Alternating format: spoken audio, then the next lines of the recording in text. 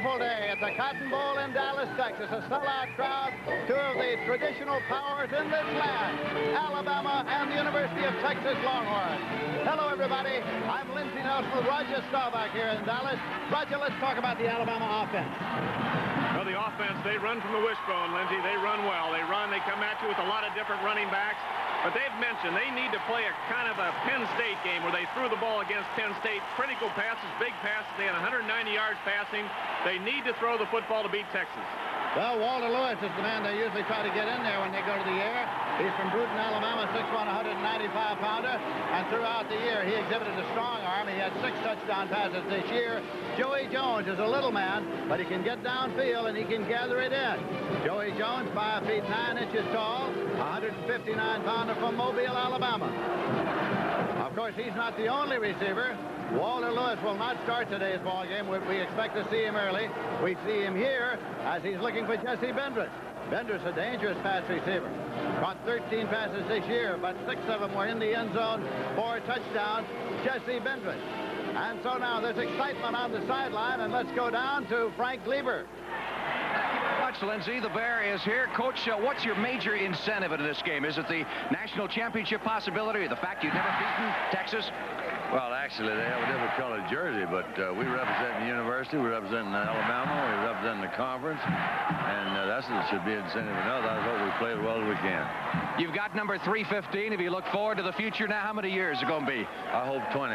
20 more years. How about that? Okay, good luck to you, Coach. Bear Bryant, the head coach of the Alabama Crimson Tide. Back up to you, Lindsey. Okay, Frank Gleber. We were saying, Roger Staubach, that if Alabama goes to the air, of course, it's against that deep secondary of Texas, and that's a pretty good secondary. Well, Texas has a good defense. They've lost Sims, one of the best football players in the country, but they have depth. Their line of scrimmage is good. Their linebackers are excellent. Outside with Lighting and Schultz, they're big and fast.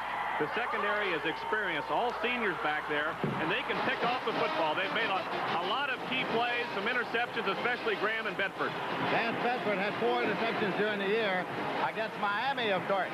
He took it right over to the sideline and then pulled off the interception inbound right there, one of his 4 for the year. And then there is William Graham over there at the free safety. He had 7 interceptions, 7 of the 23 that secondary had. It's against Texas A&M here. It's frequently man coverage back there, but he can cover almost anybody man for man. William Graham, the free safety. So we're talking about the Texas Longhorns. And let's go down to the sidelines now again to Frank Gleber. Here's a Longhorn coach, Fred Akers. How you going to defense the wishbone? You played it several years ago, but it's been a while. You don't see it that much. Well, I think anytime you are playing defense, you're defending personnel.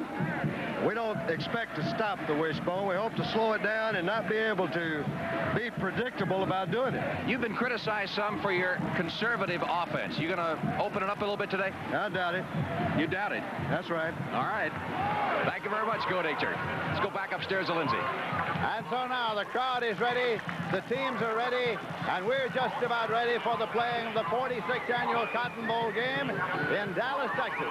The Alabama Crimson Tide, the Texas Longhorns with identical records of 9-1-1.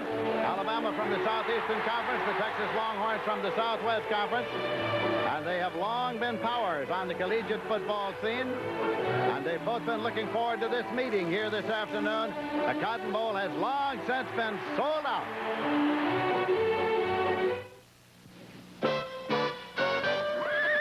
6,000 acres, nearly as many chores. My 3 Datsuns are a match for anything. They go anywhere, 4x4. Roomy King Cab. And my Datsun Little Hustler. Hauls as much as some standard pickups and gets better gas mileage than all of them. Tough and thrifty, like me. From one tough customer to another, we are driven. Let the Radio Shack TRS-80 Model 3 business computer increase your manager's productivity.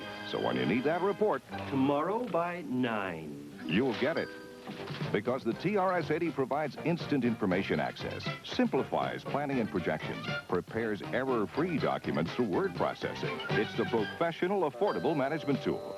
TRS-80 Model 3 from $24.95 only at Radio Shack, the biggest name in little computers. I'm a small businessman.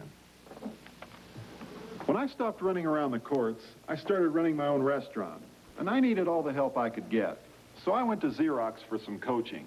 They have the widest range of copiers to choose from, the largest service team around, and they'll even arrange financing, which are things even a big businessman can appreciate. Hi, John. Like my friend Pee-wee here. Call Xerox at 800-648-5888. Alabama has won the toss, and the Crimson Tide is elected to receive. Bear Bryant with 315 wins in his collegiate head coaching career. And Freddie Akers in a bowl game for 6 consecutive years. His last year as head coach at Wyoming, and he's had the Texas Longhorns in there 5 straight years. He's over checking with the officials. The officials, by the way, are assigned here from the Atlantic Coast Conference.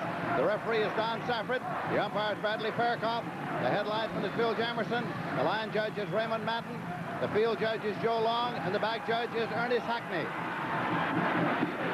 Doing the kicking off for the University of Texas will be Raul Alegre. Raul Alegre will kick it out. And Alabama has dropped Joey Jones back there deep. Number 4, he's a speedster. He is center deep. Weatherman said the temperature would be in the 50s here in Dallas today. The sun is shining. It's a very comfortable football afternoon.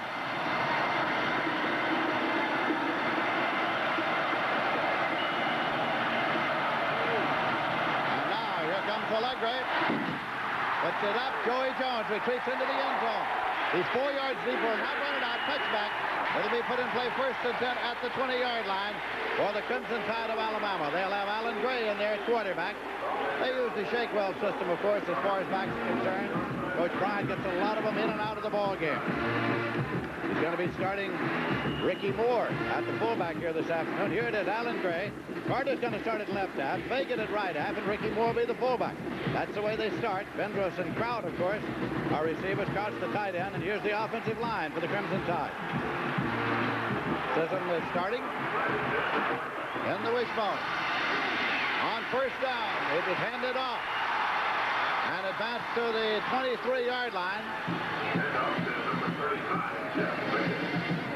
It was taken by Jeff Fagan.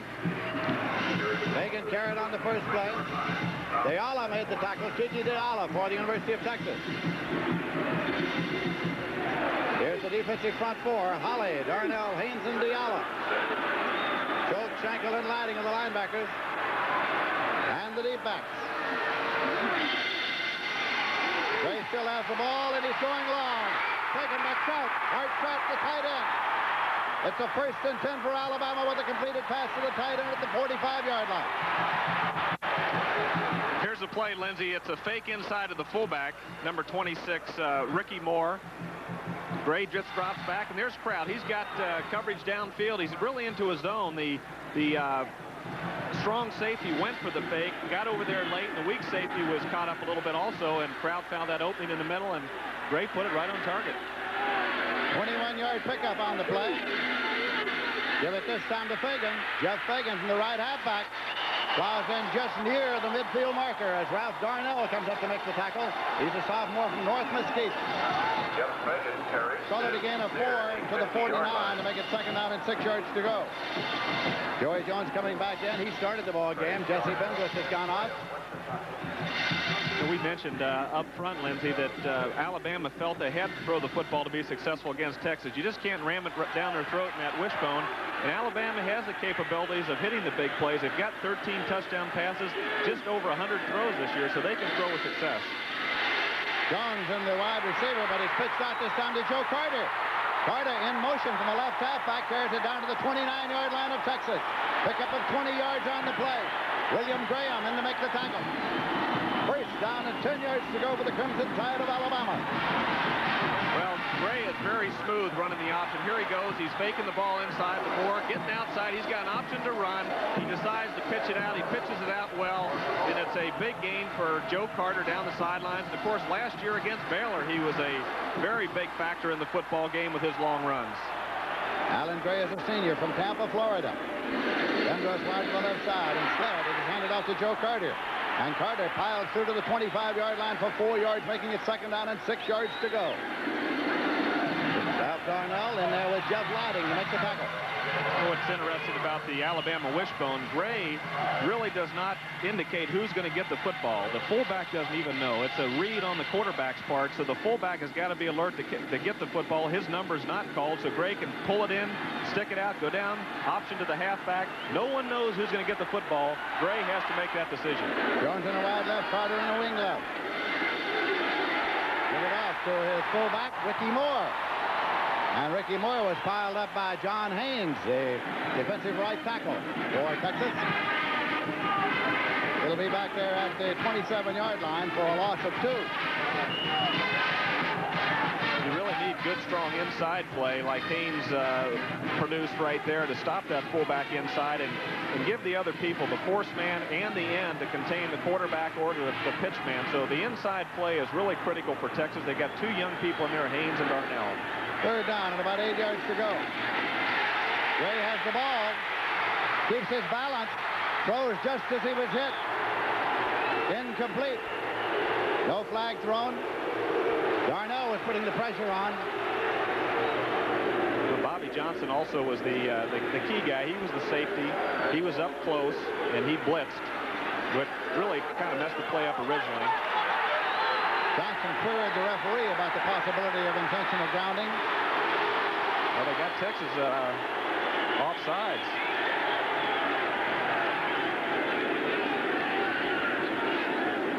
They're ready to mark it out. A 5-yarder. Don Saffert, the referee. Illegal procedure. Defense. 3rd down. Procedure penalty. Cost them 5. So that's going to make it 3rd down and about 3 yards to go. Well, usually illegal procedures against the offense, but I think Bobby Johnson, the strong safety who came up and was going to blitz, got across that ball before it was snapped, and they gave it to him, a defensive back, and that's the illegal procedure. Alabama up there in the wishbone. Go to the left halfback.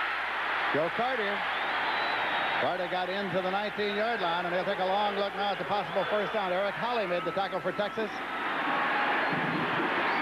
It is a 1st and 10 for the Crimson Tide. Alabama has taken the opening kickoff and driven down out of the 19-yard line of Texas, where they have it 1st down and 10 yards to go.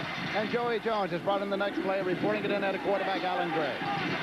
Well, they mixed it up on this drive, too. They felt they had to hit the key pass whenever they intend to move the football, and they hit it to Kraut. And they've done exactly what they wanted to do, is throw the ball against Texas. Carter. Joe Carter from Starkville, Mississippi, a sophomore playing left halfback today, hit by William Graham up from the free safety. And it's going to be marked at the 15-yard line for 4 yards. This is just a pitch. There's off the wishbone, and you can do whatever you want. You can option, you can fake into the side of the fullback, or you can run basic plays. This time it's just a pitch to Carter going to the outside, and Graham got up and knocked him out of bounds. Graham's a fine safety. He's intercepted 7 passes. He's got good range. He's aggressive, and he's really a hitter. It is 2nd down, 6 yards to go at the 15-yard line. Carter in motion outside left. Gray with the ball, runs the option. He's at the 10. Ball bounced away, and the scramble is on, and Texas did recover it. They did recover it at the 9-yard line. Texas got the fumble, 1st and 10. Ralph Darnell on the football. Ralph Darnell. Gray went weak this time on the option, faked inside to Simon again, or to Ricky Moore. Once he cuts back right here, he's got to tuck that ball away. He's got it in his right hand. It snuck through, and big recover there by number 94, Ralph Darnell. So when play is resumed, the Texas Longhorns have the ball. They have it 1st down and 10 yards to go, and they have it at their own 9-yard line. I figure once ought to be enough to fix any car problem. I don't have time to keep going back and back and back. Hi. Didn't I see you in here the other day with a bad case of pre-ignition? Problem? Nope. Like your work, Mr. Goodwrench. Brought my wife's car in for an oil change and filters. Mr. Goodwrench has genuine GM parts available, and GM-trained mechanics pledged to fix your GM car right the first time. Keep that great GM feeling. Mr. Goodwrench makes me want to come back. With genuine GM parts.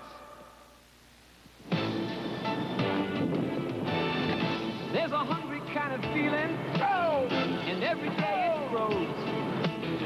You know there's so much more to you than anybody knows. In the Army, we do more before 9 a.m.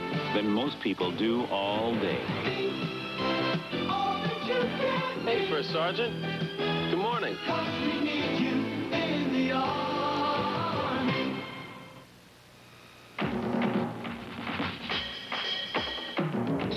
You have questions.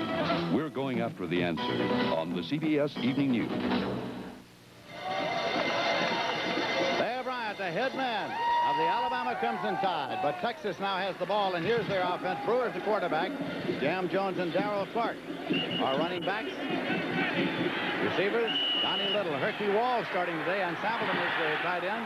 And here's the offensive line. Here they go now, 1st and 10. Robert Brewer brings them up in an I formation. There's the tight end over. And to the tailback, taken by Jam Jones. He moves up there to the 12-yard line where he's stopped by Randy Edwards. Incidentally, Steve Booker is playing that right linebacker spot. Thomas Boyd, of course, was dropped from the squad, and Eddie Lowe has an injury. Here's the Alabama defensive line. Warren Lyles, of course, is the veteran, the middle guard, most valuable defensive player in last year's Cotton Bowl. The other linebackers, and it is Booker starting at that linebacker post, and there are the deep backs. 2nd down. Formation, moves the tight end over. Jones again. Jam Jones. Gets it up there to the 19-yard line. You'll hear crowd reaction on every play here. Thousands of Alabama Crimson Tide supporters came here from Alabama. Most of them participated in a pep rally in the hotel lobby late yesterday afternoon. But the Crimson Tide gets great backing. And needless to say, in the state of Texas, the Longhorns get even greater backing here. They, of course, are meeting a powerful opponent in Alabama. We're going to get a measurement up here. And it's a 1st and 10. So Texas has picked up the first down. 1st and 10 at the 19. I think you're the only fixture in town that people knew more than Bear Bryant. This is 22 years for you in this town. These Cotton Bowl people really know Lindsey Nelson. I was first here in 1951, and Bear Bryant brought a Kentucky team here in 1952. 1st and 10 at the 19-yard line. And again, it's Jam Jones to the right side. Fake the fullback, gave it off to his tailback right, and he moved it to the 26-yard line. Robbie Jones in to make the tackle. Of course, you played in this event. That was in '63, Lindsey, so that goes back a few years also. Here's the counter. It's a fullback goes weak, or strong side, and Jam Jones goes weak to the other side. It's a counter. They try to get the linebackers take maybe one false step, go back to the other side, but the pursuit was pretty heavy, and Jones got about 3 or 4 yards. 2nd down and 3 yards to go at the 26-yard line. They're up there in an I formation again. Darrell Clark ahead of Jam Jones. Give it to the fullback that time, Darrell Clark. He averaged 6.7 during the regular season. Robbie Jones, my linebacker, made the tackle for Alabama at the 30-yard line. 1st down and 10 yards to go for the Texas Longhorns, who are coached by Freddie Akers. The offenses are really entirely different as far as the concept, the philosophy. Texas has the basic I formation, the fullback, tailback, and 2 wide receivers. It's basically the pro set. They can throw from it, but they're a running team. They're fairly conservative. They run the football very well, and they throw on occasion, but they're not a big throwing football team. Donnie Little in the wide left, one-time quarterback. Jam Jones starting back. Piled up for a loss of about a yard by Warren Lyles, the middle guard. And Randy Edwards assisting on the tackle. It's going to be 2nd down coming up, and 9 yards to go at the 29-yard line. There is no score. We're in the 1st quarter.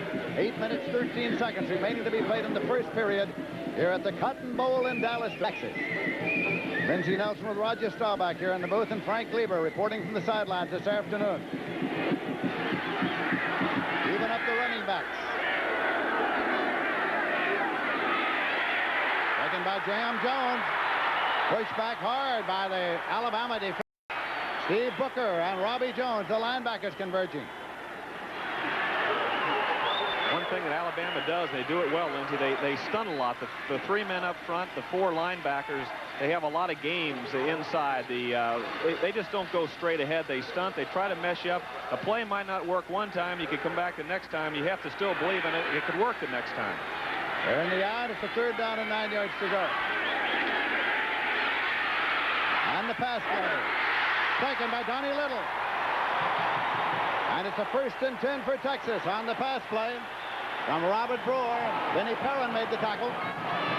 Got the 46-yard line, 1st and 10.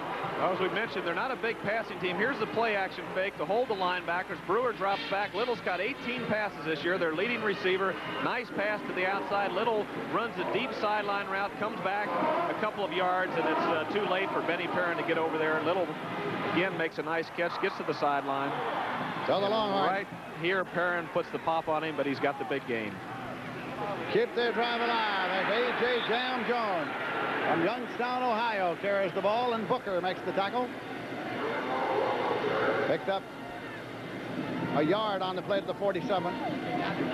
There it is, Booker, getting a start today. Sophomore from Huntsville, Texas. Huntsville, Alabama, I beg your pardon. Little is wide to the right side. Right end across. Go to the fullback. Taken by Darrell Clark. Flies up to midfield. Stopped at the 50 by Jackie Klein. And Warren Lyle. We're going to try to keep Alabama honest going up the middle. Clark hasn't carried the ball much this year. He's got a 6.7-yard average, only 202 yards as far as carrying the football, so he's mainly a blocking back. Today he's run a few times early. They're trying to block Babb on Lyles, and that's a real great matchup. 2 fine football players. Babb, the big center, 6'4", 265 against Warren Lyles, one of the best in the country at that nose guard position. 3rd and 6 at the 50. Little in motion back to the inside. Incomplete and almost intercepted. Tommy Wilcox, the All-American strong safety, bobbled it up into the air and then looked for it, but it hit the turf before he could find it. Robert Brewer was saying something to the referee. Thought maybe Little was held. Right about this moment, Little to the outside. He would have got about 7 or 8 yards. He tried to force it in there. Wilcox came over the back, and I think he might have been complaining about an early hit by Wilcox. It was close. The ball was a little bit high. Looks like a good call by the official, Lindsey. John Goodson in deep punt formation. He's averaged 41.7. His long 58. Joey Jones is deep. Kicks it away from Jones. Rolling toward the goal line. And it's a touchback. It got into the end zone. 1st and 10 at the 20-yard line. Mike Luck was down there. So it'll be taken over now by the Crimson Tide of Alabama. 1st down and 10 yards to go. And they will have their ball at the 20. We have no score in the ball game. Something's going on in the back of this economy car. You can cross your legs in a Nissan Stanza. The new front-wheel drive Nissan Stanza. Only at your Datsun dealer. 5-passenger room in a high-mileage car. I can cross my legs. We fly past the pump. It feels like a limousine. And I've got power for passing. The affordable new Nissan Stanza at your Datsun dealer. Datsun, we are driven. I dig a 100-foot well for a buddy. And what do I get? Light beer. You ever taste light beer? You ever taste Coors Light? You ever taste beer, what? It's a surprising taste of Coors Light. Not bad. Comes from pure Rocky Mountain spring water and high country barley. Good beer. And a way of brewing that squeezes a lot of the calories out but leaves all the taste in. All right, I'm surprised. Coors Light, the surprise is how good it tastes. Tomorrow, the Tampa Bay Buccaneers meet the Dallas Cowboys. When it comes to Cowboys, Dallas has the best. The NFL playoffs tomorrow on CBS Sports. Paul Bryant has Alabama in its 23rd consecutive bowl game, and that's a record. Freddie Akers, the head coach of the Texas Longhorns. Each of these teams thinks that with a certain combination of circumstances in other games, they might be able to win the national championship. Who knows? Texas Longhorn marching band. You're looking at in this crowd. It is artificial turf, of course, at the Cotton Bowl. A lot of excitement here, Roger. Was it that way when you came here with the Navy team, 64? It was. We were really playing for the national championship. Texas was #1. We were #2. And right. We were undefeated that year in 49 states. We only lost one game on a Friday night to SMU. We lost a squeaker to Texas 28-6. I like to forget about it. First and 10 at the 20-yard line. Lewis is in there at quarterback. Lewis has got the ball. And he goes to the air the first time he got it. Bendrus, penalty marker at the 41-yard line. Jesse Bendrus was the receiver. Vance Bedford was covering. They were up there together. The penalty marker went down as Bendrus came down with the football. Bendrus does an excellent job right here. Great body control. The ball's thrown by Lewis, and it really wasn't a good throw. He was harassed a little bit as he tried to throw it, and Bedford tried to get back. He pushed Bendrus. Bendrus still kept his body in front of the defender. Excellent body control by Bendrus. Again, their leading receiver with only 13 catches. They don't throw a great deal. He's got 5 touchdowns, and you can see his ability on that particular play. 39-yard pickup. The penalty was an interference call, which is a first and 10 now for Alabama at the Texas 41-yard line. This is Lewis again. He's been in 2 plays, and he's passed 2 plays. Incomplete, intended for Tim Clark.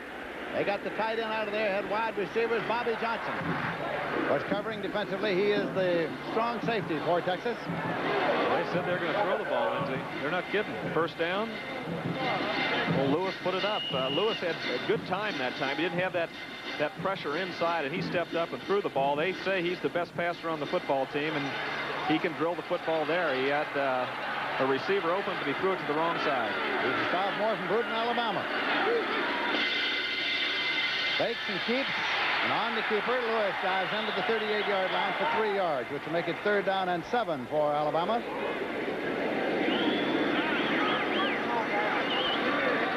What happens in a case like with Gray and Lewis? You have the veteran, Gray as a captain. He started out the season maybe 4th team, moved up to 1st team, has played very well in the last few games. You got a young guy like Lewis, a lot of potential, good years ahead. You put the veteran in there to kind of smooth things out, get things under control. Of course, Gray fumbled, and the Bear brought Lewis in there probably quicker than he anticipated. You saw Jesse Bendrus coming to the ballgame. You also saw Bart Trout coming to the ballgame at tight end. Defensively, Craig Curry's in there for Texas now. Lewis with the ball, and he guns it right at the sideline. Bendrus trying to keep the feet in over there, but the official says he didn't do it. It's an incompletion. Well, you just have to keep 1 foot in bounds. Nice throw to the sideline. Lewis rears back and drills it out to the sideline. He has a strong arm. Bendrus really cut his route. He didn't square it off enough, and he kind of did a little bend to the other side. Looked like that left foot was in bounds to me. Looked like he dragged that left foot. The official didn't give it to him. Now on 4th down punt formation, Malcolm Simmons is in there. He's averaged 43.9. Rob Marshall is deep to receive the punt for Texas. The left footer puts it up. Fair catch signal goes up, but they won't play the ball. It's taking a roll, and it's being downed at the 2-yard line. Jay Grogan down there to down the football at the 2-yard line. It's going to be spotted at the 3-yard line by the official who is setting it down there now, and it'll be 1st and 10 for the Longhorns, but they have it in their own territory at the 3. Come on, you guys, hands up. Defense! It's your broker from Dean Witter. I want to see you hustle. Some people just aren't easy to please, especially when it comes to their investments. Josie, we do it. You look like you just heard from Dean Witter. At Dean Witter, we can give even the hard-to-please investor something to smile about. Okay, let's see that defense. You look like you just heard from Dean Witter. Telemarketing is a powerful new way to do business. You combine personal contact with marketing techniques in a special telemarketing center to make more profit. Through the Bell Network, the world's most advanced information management system, you sell your marginal accounts, qualify sales leads, service customers, run direct response promotion. Bell has the knowledge. We'll show you how to manage it. The playoffs are underway, and only the best remain. Now, through the Super Bowl, stay with the winners. The NFL on CBS Sports. At at the Cotton Bowl with 4 minutes, 7 seconds remaining to be played in the first quarter. There is no score. Texas has the ball, but they have it at their own 3-yard line, 1st and 10. Well, they start them young in Texas. I'd hook them horn. Robert Brewer is the quarterback. Tight end across. Brewer kept it. He got 1 yard. And now let's go down to the sidelines to Frank Lieber. Robert Brewer is an interesting story. He is the first second-generation quarterback trying to beat a Bear Bryant coach team. His father, who is in the stands here today, Charlie Brewer, a very prominent Texas banker here in Dallas, was the quarterback for Texas back in 1956 when Bryant coached at Texas A&M, and that team beat Bryant's team in College Station. Lindsey? And his son is facing an Alabama team coached by the very same Paul Bear Bryant. Hands it off to his fullback, Darrell Clark, this time. And Steve Booker from his linebacker spot on the right side comes in to make the stop. Steve Booker getting the start today. Eddie Lowe wanted to play, but he's been out with a sprained ankle, sprained knee. Been working out each day and hoping he could start. Thomas Boyd, of course, normally plays that position. Brady Akers exhorting his Texas Longhorns to have the ball up there at the 9-yard line. 3rd down and 4 yards to go. Brewer rolling and looking and throwing on the run. Little makes a diving attempt, and right there at the 21-yard line, he's got it. Jeremiah Castile was covering. He had 5 interceptions during the year. Well, it's a rollout to the right, and Little runs a deep sideline pass, just enough for the first down, about 10 to 12 yards, and Castile's right there. The pass is thrown low into the outside to prevent the interception, and Little concentrates, makes a nice catch, but Castile did a good job on defense also. That's just a good play by Texas. 1st and 10 now for the Longhorns. They have the ball at their own 21. They've got Donnie Little wide to the left side, former quarterback. Running backs are in an I formation. A.J. Jam Jones got it up there near the 24 before Russ Wood came in to make the tackle. He from Elba, Alabama.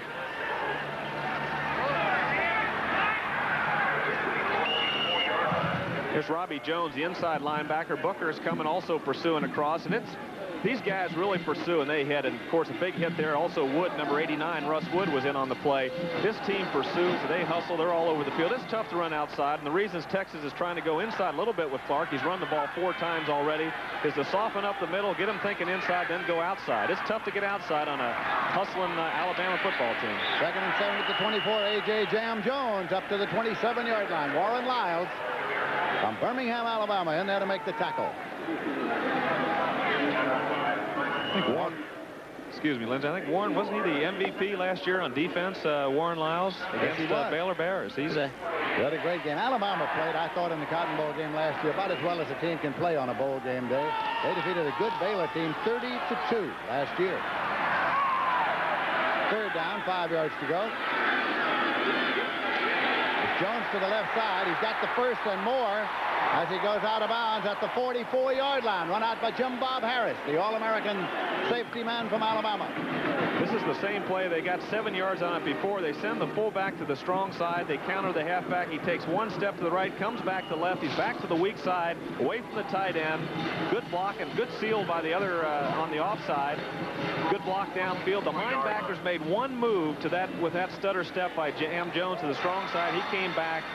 Play was well designed, well set up, and he had about a 15-yard gain on it. So it is 1st and 10 at the 44-yard line. They leave him in an I formation. Jones again to the 50-yard line before Russ Wood makes the stop. 1 minute, 30 seconds left to play in the first quarter. There is no score on the ball game. It's going to be 2nd down and 4 yards to go for the Texas Longhorns. Have the ball at the 50-yard line. Alabama has never beaten Texas. Bear Bryant has beaten Texas once. That was when he was the head coach at Texas A&M. 2nd down and 4. Jones again. Getting close to the sticks, trying to stretch his body out there to pick up that last yard. Jimmy Watts made the tackle. They'll take a long look across now to see how close. You see the clock in set, running with 48 seconds, 47. It's going to be 3rd down and a yard. 3rd and 1 at the 47-yard line. Now we're getting a timeout signal. The clock is being stopped at 41. And let's go down to Frank Lieber. Timeout, Texas. Lindsay, I have with me here on the sidelines behind the Texas bench, Kenneth Sims. The great defensive tackle for Texas. Got to be killing you not to be out there, Kenneth. Yeah, it is hurting a great deal, especially when they're running the ball up the middle and driving on our defense like that. I think I could help a little bit if I was in there. A lot of talk about you being the #1 pick in the draft. Have the New England people talked to you at all? Well, the press have called me quite a bit. They're really interested in it. They seem to think that I'm going to end up there, but you never can tell. Where would you like to play if you had your choice? Well, since my mom doesn't like to fly, I'd like to stay somewhere close to home where she could continue to see me play. And, of course, we got to ask you about the leg. You broke a bone in your foot against TCU, missed the last month of the season. How's it coming along, and when do you expect to be well? Oh, it's doing fine. I figure by mid-February I should be 100% again. Kenneth, good luck to you. Be looking forward to seeing you in the NFL on CBS next year. Thank you, Frank. Kenneth Sims of Texas. Now back to Lindsay. Okay, Frank, it's 3rd and 1, and John Walker's in there, so is Holloway in that backfield for the Texas Longhorns as they try to pick up the first down here late in the first quarter. And there's the high jumper, John Walker, up and over. He got the first down. He's a high jumper who's had a 7-1 in track and field. And I don't know, Roger, it's been said that one day in his full football regalia, he walked over and recorded a 6'8". I heard he might have taken off the shoulder pads in his helmet, but he supposedly had the rest of the gear on, including the football cleats, and jumped 6'8". It's pretty amazing. Isn't it though? Well, he jumped enough there to keep the drive alive. 1st and 10 at the 45 with 20 seconds remaining in the first quarter and the clock running. Robert Brewer takes a look around. Running backs are evened up. Short drop. Goes to Little. Donnie Little's got it. He's at the 36-yard line. Jeremiah Castillo made the stop over there. Clock is still running as it is down to 3, 2, 1, and time has run out now in this period. So they'll take it up to the other end of the field. And that is the end of the first quarter here at the 46th Annual Cotton Bowl in Dallas, Texas, with the score, Alabama 0 and the University of Texas 0.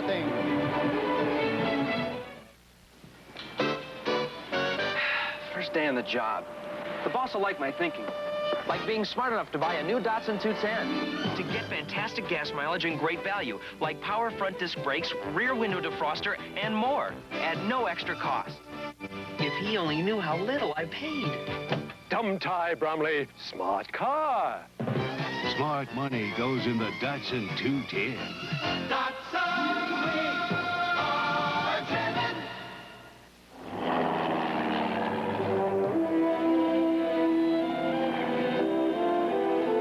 Patrol 6 to base. Patrol 6 to base. Roger, Patrol 6. Reach you loud and clear. Go ahead. Well, it looks like this big old hole in the ground is going to be safe for another night. We'll just finish this run, and we'll be back in about 15, 20 minutes. Yeah, come on home, Pete. It's Miller time. Miller time. Time to appreciate the difference between a good beer and a great beer. Miller High Life. If you got the time, we got the beer. Hey, Miller, tastes too good to hurry through. When it's time to relax, one beer stands clear. You got the time, we got the beer. Come Miller time, we got the beer.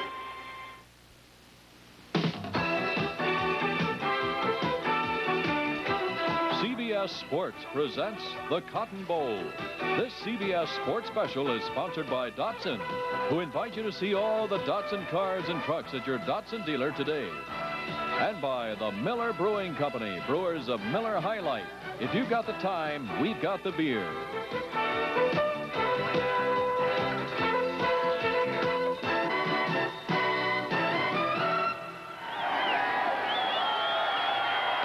We're ready to start the second quarter of the Cotton Bowl in Dallas, Texas. I'm Lindsey Nelson with Roger Staubach. Frank Lieber along the sidelines reporting this afternoon. There is no score in the ball game. Second down, 2 yards to go, and the ball is at the 36-yard line of Alabama in Texas possession. Brewer brings him up. Gives it to Jones, Jam Jones, and he's cut off before he could get to the 35-yard line by Warren Lyles. They have the I formation. They go into the middle. I was talking to Fred Akers about that the other day, and all they're having Jam Jones do is run off the fullback's block and let Babb block Lyles man-to-man. They're not doubling Lyles. They didn't intend to. Some plays they will, but they feel Babb can take him either way, and then the fullback will lead the opposite way of Lyles, and Jam Jones will follow the fullback's block. They're not getting much inside, though. Holloway and Walker in there. Walker's the tailback. He's got the ball up and over, but he goes nowhere. He was looking for the short yardage for the first down, but Warren Lyles, middle guard, was there to meet him, and it's essentially a no gain, which will make it 4th down and 2 yards to go at the 36. Well, this is decision time. They're on the 36-yard line. They punted the ball out of bounds in close. Of course, it would be an advantage. They punted in the end zone. They'd gained 16 yards if they didn't go for it. But it looks like they're going to go for it, and I think it's a good decision. Brewer went over to talk to his coach, Freddie Akers, who's sitting back out there to go for it on 4th and 2 at the 36-yard line. No score early in the second quarter. Walker still the tailback. Quarterback sneak. Not enough. Not enough. He just got across, but I think he's short. It'll depend, of course, entirely on where they spot it, but it looked as though he might be a little short. The Texas players think he made it. It's going to be awfully close, Lindsey. It is indeed, and so the referee says, let's bring out the chain. It's a unusual call for. It was a short 2 yards, about 1 yard and 3/4, but that's tough for a quarterback sneak. We'll find out if he made it right here. 1st and 10, he did, just barely, but he made it so Texas stays alive. 1st down, 10 yards to go. We'll call it the 34-yard line as it's spotted there. Picked up on the quarterback sneak by Robert Brewer on the keeper. Walker stays in there at the tailback. He's in the right set here. Darrell Clark's in the left set. Clark's got the ball. To the 30-yard line. Jeremiah Castile up to make the tackle. Gain of 4 on the play makes it 2nd down and 6 yards to go. These teams came in with identical records. Each won 9, lost 1, tied 1. Texas lost to Arkansas the week after they had wiped out Oklahoma to take the #1 ranking in the nation. They were tied later by Houston. Alabama lost early to Georgia Tech, tied later by Southern Mississippi. Clark, fullback pass, and it's incomplete. Intended for Herky Walls. Jim Bob Harris was defending. Let me tell you, Herky Walls did a fine job that time. Jim Bob had that play smelled out all the way. Right here was the force man to the outside. I thought there was a run. He pulled up to throw the football, and as he threw it, Jim Bob's waiting for it. Watch Herky Walls. This is what a receiver has to do. Don't let the other guy intercept the ball, and of course, Herky almost made the catch. So it is 3rd down and 6 yards to go. So Texas. You saw a defensive back become a receiver, and you saw an offensive back become a defender. Both ended up doing a pretty good job. Robert Brewer.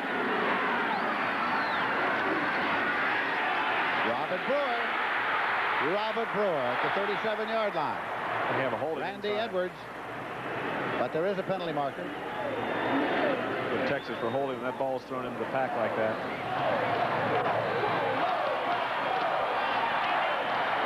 Holding against the Longhorns, indicated by the referee, Don Safford of Raleigh, North Carolina. There's not much of a chance here. Everybody's coming. Of course, big number 81, Mike Pitts, coming from the outside. Inside people are coming. They're all over the place. Holding. Declined. 4th down. Declined because it was a loss on the play back to the 37-yard line. It'll be 4th down. John Goodson is coming in to do the punting now for the Longhorns. He is a senior from Houston, Texas. Joey Jones sprinting out there. They assume the deep position to receive the punt for the Crimson Tide of Alabama. It's a 4th and 12 with 12 minutes, 20 seconds left to play in the half. Well, under a rush, he got it off. Jeremiah Castile almost blocked that one. Didn't he, though? It's going to be marked at the 18-yard line. So it'll be 1st down and 10 yards to go for Alabama. There still is no score in the ball game, and the Tide will have the ball at their own 18-yard line. Lots of motor oils talk protection and mileage. I want proof. Proof. New York taxis drove over 250,000 punishing miles with no oil-related failures. That's Haviland Supreme Protection. Proof. After 1 million miles of state trooper driving, no oil-related failures. Proof. In fuel economy tests, it delivered improved mileage. Texaco Haviland Supreme. And now, proof of supreme protection and improved mileage also comes in new Haviland Supreme 10W30.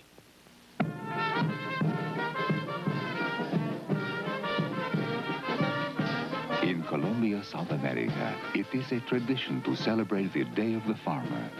To celebrate for men like Juan Valdez, who for centuries have gone to the fields to pick by hand only the coffee beans that are ready, because it is their dedication to the heritage of Colombian coffee that makes it the richest coffee in the world. And that is worth celebrating. Hi there, I'm Bonnie. Join Bonnie Franklin in her first variety special with guest stars Michelle Lee and Joe Namath. Bonnie and the Franklins, Saturday. Walter Lewis in that quarterback. He was brought in by Coach Bear Bryant at quarterback in the second Alabama possession. This is their third. Yards rushing, Alabama 47 and Texas 64. There is no score. Lewis with the ball. And he's at the 19-yard line. Schultz made the tackle. Let's go down to Frank Lieber. Bear Bryant says he's one of the greatest players he's ever coached. Leroy Jordan, former Alabama linebacker. Funny seeing you on the bench here with the defense, right next to your guys. Naturally attracted to defensive guys, Frank. Obviously, also played with the Cowboys for many years. How's your club going to do against Tampa Bay? I think they're going to do great. I think they're ready. It's going to be a great matchup tomorrow, and you'll be able to see it right here on CBS. Thank you, Leroy. Okay, Frank. Well, there's a good one right there, Leroy Jordan. You better believe it. He and I played a few years together. We roomed together with the Cowboys. He's looking good. 2nd and 9 at the 19-yard line. Lewis has still got it. Rode with the fullback, kept the ball, and he has moved it out to the 36-yard line for a 1st and 10. Bobby Johnson, William Graham coming up from the safeties to make the stop for Texas. Well, Doug Vickers did a good job of stopping that run. That's the good news. The bad news is Doug Vickers is on the Alabama football team. And here's Lewis run right into Vickers, number 63. Bam. Vickers is trying to get a hit on number 38 that time for Texas and ran right into his own man. It is a 1st and 10. Alabama with the ball at their own 36-yard line. Vendros in a wide right. Up there in the wishbone. Lewis with a late pick. Taken by Carter. Left halfback trailing, took the pitch and got out to the 50-yard line before William Graham made the tackle. It'll be a 1st down and 10 yards to go. Well, this is what a quarterback has to do in the wishbone, is throw it at the last possible second. And here he is. He gets hit as he threw it. He knew he was going to get a hit. He got the ball out there. Graham really made a saving tackle right there because Carter breaks back inside, and he's gone. Bill Hetcock has come in defensively now for Texas. There you see Joe Carter, who started at left halfback here this afternoon. White team has taken timeout. That is Alabama.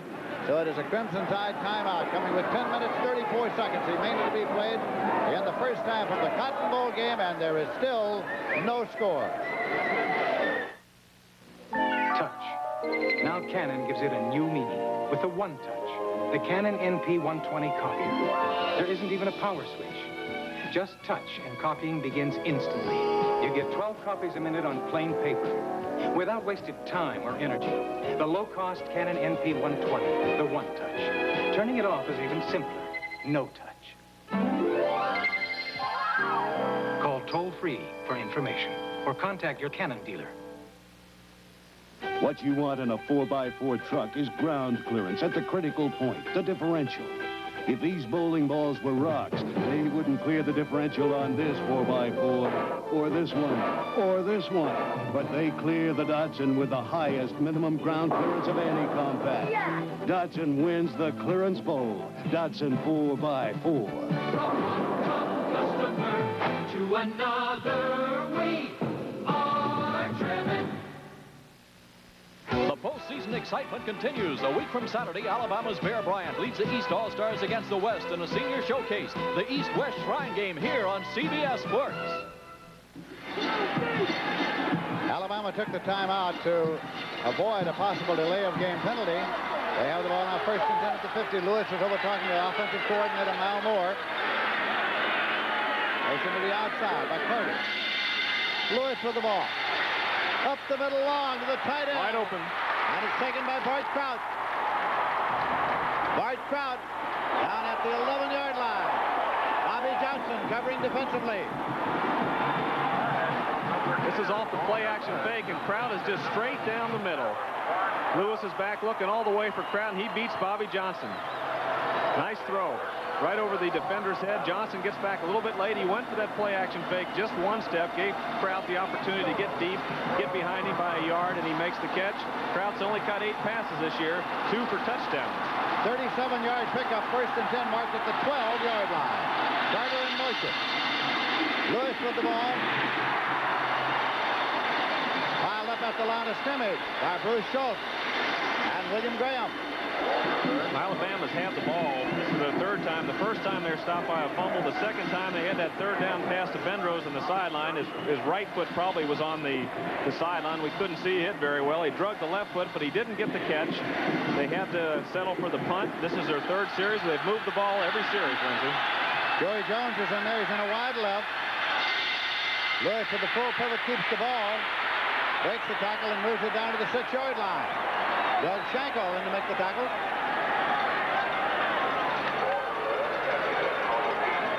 Walter Lewis has run for over 300 yards this year, and that's pretty well average for the running backs for Alabama. They got about 6 or 7 people that run for over 300 yards. No one more than 400 yards. So Lewis is a fine passer, but he's an excellent runner also. He's got a 4.1 rush average. 3rd and 4 at the 6-yard line. No score, but the Crimson Tide of Alabama is threatening here with 8 minutes, 58 seconds left to play in the first half, and Alabama is calling a timeout. Alabama calls a timeout now. They want to talk it over, get it all straightened out, so they go for a consultation here. There still is no score in this game. Right now, you can rent any size gasoline-powered truck and rider's fleet for 1 low daily rate, plus a variable mileage charge. What a nice little truck. That's the daily rate. How about a little bigger? Same rate. You want one way out to here? Still the same. When Ryder rents trucks at this price, we almost hate to let them go. Ryder, $29.95 a day for the best truck money can rent. Taste the high country. That's me, Mark, and the guys I work with. It's dangerous work. Taste the high country. But we look out for each other. Taste Coors. I wouldn't want to work anyplace else. There's only one high country and only one beer brewed up here, Coors, with pure Rocky Mountain spring water. Fresh taste that satisfies every day. Yeah, good buddies and good beer. Taste Coors. Tomorrow, the playoffs. The Tampa Bay Buccaneers battle the Dallas Cowboys. Coverage begins with the NFL Today, live at 12:30 Eastern tomorrow on CBS Sports. It's going to be 3rd down and 4 yards to go now for Alabama. They have the ball at the Texas 6-yard line. The Longhorns are digging in on the defense here now. Big play in the ball game. Ricky Moore is the fullback there, directly behind the quarterback, Lewis. Motion across. That's Fagan in motion. Lewis retreating. He's looking. He throws into the end zone. Touchdown for Alabama. Bendrich, Jesse Bendrich. What a penalty marker. Penalty marker. There's a penalty down. But what a great play by Lewis that time. And Bobby Johnson blitz from the other side. It's against Texas. It's going to count. Bobby Johnson had a chance to make up for the play on Kraut by getting Lewis in the backfield. He had a perfect shot at him coming from that weak side. Lewis didn't see him until the last second, and then he showed his quickness. Here he is rolling to the left. He sees nothing. There's nothing over there. He goes back to the other side, and there's Bobby Johnson, 28. Just misses Lewis, and that lets Lewis get the opportunity to have new life, and he puts it on the money for a touchdown. Boy, I tell you, that's a heck of a play by an athlete there. Jesse Bendrose makes the catch. Penalty was against Texas. It was declined, and Kim is in to attempt a conversion. There's Kim's boot, and it's good. And so Alabama has taken a 7-0 lead here with 8 minutes, 49 seconds left to play in the first half.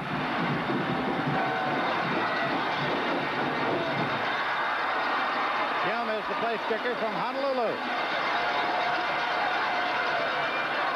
We Bear Bryant earlier this week how a coach could get his team to the point where they expected to win, what influence he could have.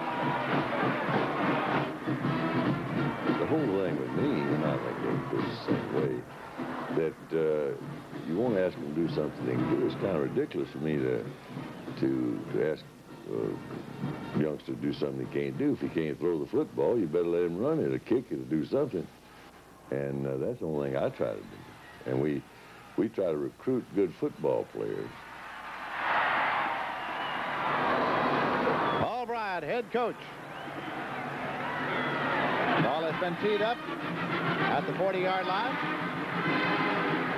He's recruited a few good ones. Having Leroy Jordan on there reminds me, he goes back to that 61 team that began a string of national champions through the years, 6 of them. Leroy on that 61 team, they won the national championship, and guys on that team, Pat Trammell, Billy Neighbors, and I was a freshman at the Naval Academy back then, Lindsey, but I remember that team. Long time ago. Rob Marshall is deep. Clark kicked off. Marshall takes it at the 7-yard line. He's back to the 15 to the 20. Rob Marshall is stopped at the 25-yard line. So it'll be a first down and 10 yards to go at the 25-yard line. Well, I don't know. You and Perry Smith might get together and have an alumni meeting with the Naval Academy. I guess I was a plebe, but not a freshman. I'd say, yes. That's the same thing for the civilians out there. Of course. Now Texas has the ball. Terry Orr is coming to that backfield. Now there's the scoring drive of Alabama, and they kept the ball 3 minutes, 24 seconds. It's on a 6-yard pass to Bendris with Kim's kick. Brewer's the quarterback. And he's giving it to John Walker. And Walker bursted out to the 39-yard line before Tommy Wilcox, the All-American strong safety, made the tackle for Alabama. We talked about Walker's jumping ability. He's jumped as high as 7 feet 1 inch.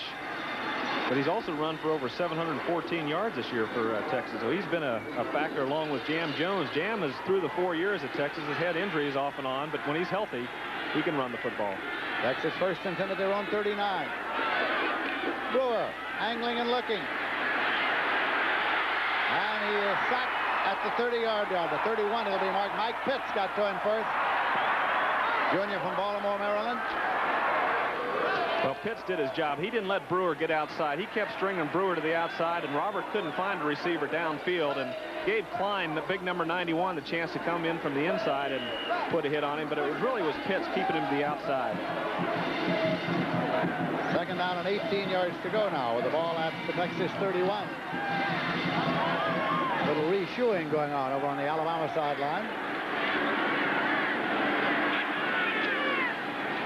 With Walker. Stopped by Wilcox again. Looks to be about a yard short. More than that, I beg your pardon. It was a second and 18.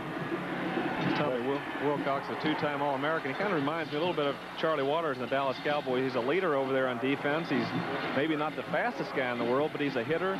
He's got good instincts for the football also. Third down and about 12 yards to go. For a short drop. Pops it and behind his receiver. Sprinting downfield was Herky Walls. Benny Perrin was covering defensively over there on that corner. Here comes the punting unit on for Texas now. John Goodson leading him on. He's a senior from Houston. Joey Jones has dropped back for Alabama. 7 minutes, 2 seconds left to play in the first half. Alabama leading by a score of 7-0. Robert and Coach Akers are talking to Herky Walls. Someone didn't get the signal right. It might have been an audible, and Herky Walls just didn't hear it. That fair catch signal goes up, and the catch is made by Joey Jones at the 27-yard line. So that is where Alabama starts. They have a 7-point lead. They have the football, and they have it first and 10 at their own 27. We have a sellout crowd here at the Cotton Bowl today. I have a tension headache. Feels like someone is compressing my brain. Would you try extra-strength Tylenol? You can't buy a more potent pain reliever without a prescription. I have to see what it does for me. Look at the difference in the amount of medicine in the leading pain relievers. Extra strength Tylenol has more pain reliever. I have to try it. No pain, no pressure. Extra strength Tylenol is a super product. Try extra strength Tylenol, aspirin-free, and you can't buy a more potent pain reliever without a prescription. Why do 100,000-mile flyers choose United? I travel the world helping people who think big is bad. But when it comes to the planes I travel on, the bigger the better. And because United's the biggest airline in the land, they're plenty big enough to have more of these roomy wide bodies than anyone else. So if you like wide bodies as much as I do, call United first. You'll be in great shape. People who fly for a living fly United's friendly skies. Join CBS Sports this weekend for the NFC playoffs. Tomorrow, the NFL Today kicks off at 12:30 Eastern, when the Central Division champion Tampa Bay Buccaneers take on the Eastern champs, the Dallas Cowboys. Sunday, Brent and the crew move up to San Francisco, where the 49ers will try to stop Rob Carpenter on a high-flying New York Giants team. Coverage of that game starts at 4:30 Eastern on Sunday. Don't miss the playoff action tomorrow and Sunday on CBS Sports. Lewis dropping back. He's got 3 wide receivers in there. And a diving catch is made up to 37. Caught by Jesse Bendrus. As Bendrus goes down about 10 yards, it just hooks right in front of the Bedford, the defensive back, and Lewis drills it out. It's low. Bendrus scoots it off the turf, though. Second down and 1 yard to go. Mickey Ginyard is in there. Ken Simon is in there. Paul Carruth is in there for Alabama. They run a Shakewell system on running backs. Lewis has got the ball, and he keeps it. Trying to pick up the short yardage and didn't. Ed Williams in to make the tackle with Ralph Darnell. Freddie Akers, head coach. He was on the staff of Darrell Royal at Texas. He went on and became a head coach at Wyoming and then was brought back as the successor. You have a guy like Bendrus or Joey Jones, fine receivers. You wonder why they go to a school that doesn't throw the ball a great deal. They mentioned they just want to win. And they want to be part of a winning tradition, and that's why they're at Alabama. Third down and a yard to go. That's a diving first down by Paul Carruth from Summit, Mississippi. First and 10 at the 40-yard line.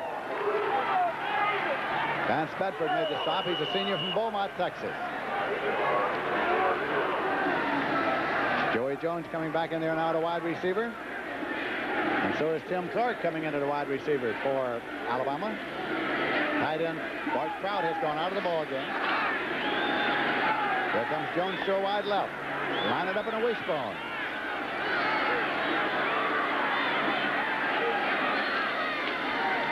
Lewis sets and throws long, and it's Clark, and he can't get it. That's the 12-yard line incomplete. Covered by Bobby Johnson from LaGrange, Texas. Clark was in tight. He replaced Crowd. He's got more speed than Crowd, and it was him all the way. Lewis went to the left, but came back to the right, and Clark ran an out route. He went to the sideline, then broke back into the post. He had man-to-man coverage by Bobby Johnson. The ball was overthrown. Now tight end Bart Crowd comes back into the ballgame. Joey Jones goes off. Second down and 10. Alabama at their own 40. Alabama leading by a score of 7-0. Give it to the fullback. Ken Simon. Simon is through there to the 47-yard line before Doug Schenkel brings him down. Third. It's going to be third down. About 2 yards to go.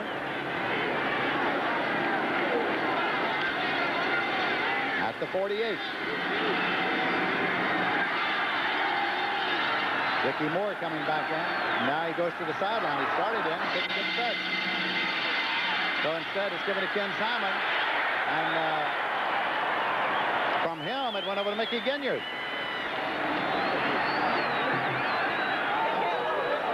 Well, they faked the ball inside. They did. Simon and Lewis really kept the ball. He did. I took the fake. Yep.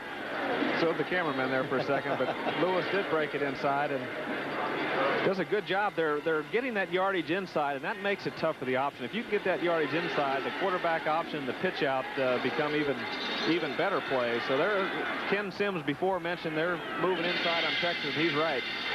There's a fumble. Fumble on the handoff. He was riding the fullback, and it got away. It was first and 10. Walter Lewis diving in there, trailing. So Alabama retains possession. Ralph Darnell was there for Texas.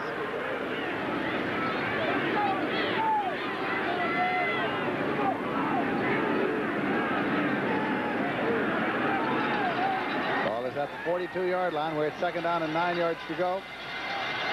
Bindris is in a wide left.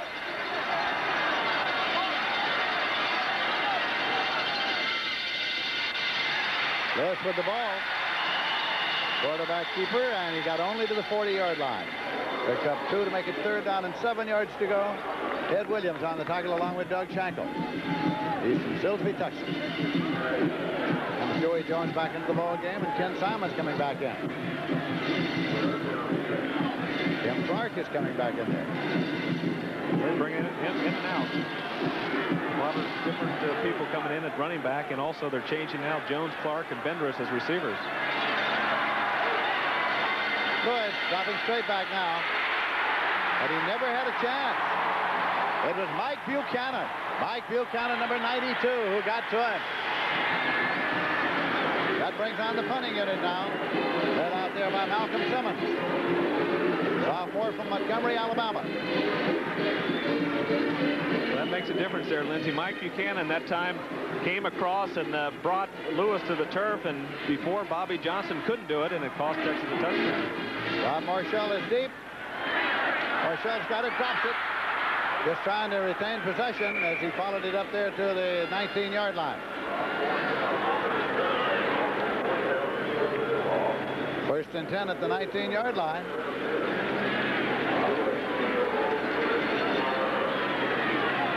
The East-West Shrine game will be played in Palo Alto a week from tomorrow.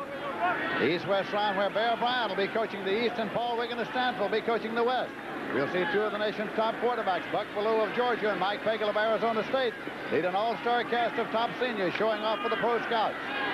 Some former East-West players who are now NFL stars include Lawrence Taylor, Neil Lomax. So don't miss it Saturday, January 9th, the East-West Shrine game on CBS.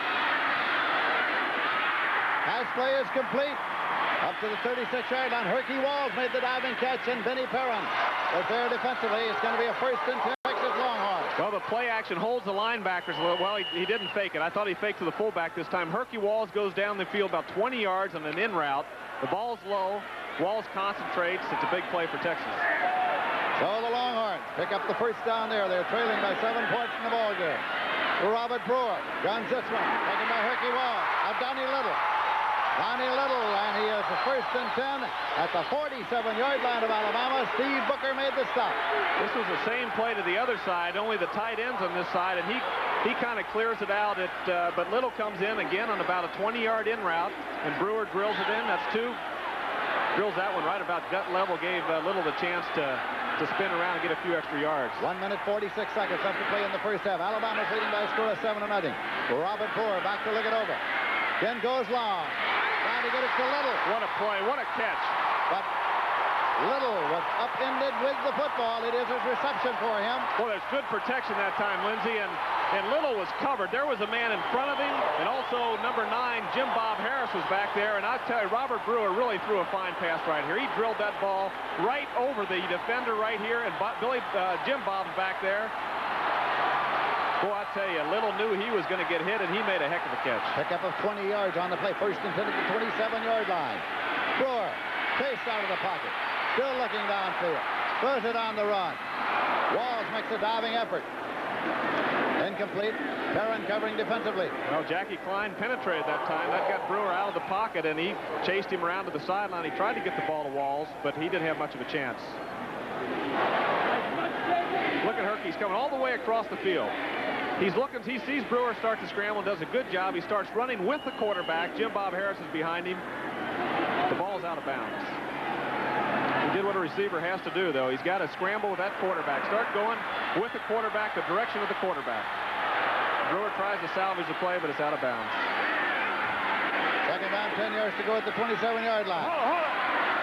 Incomplete. Again, Herky Walls over at the sideline. Jim Bob Harris covering.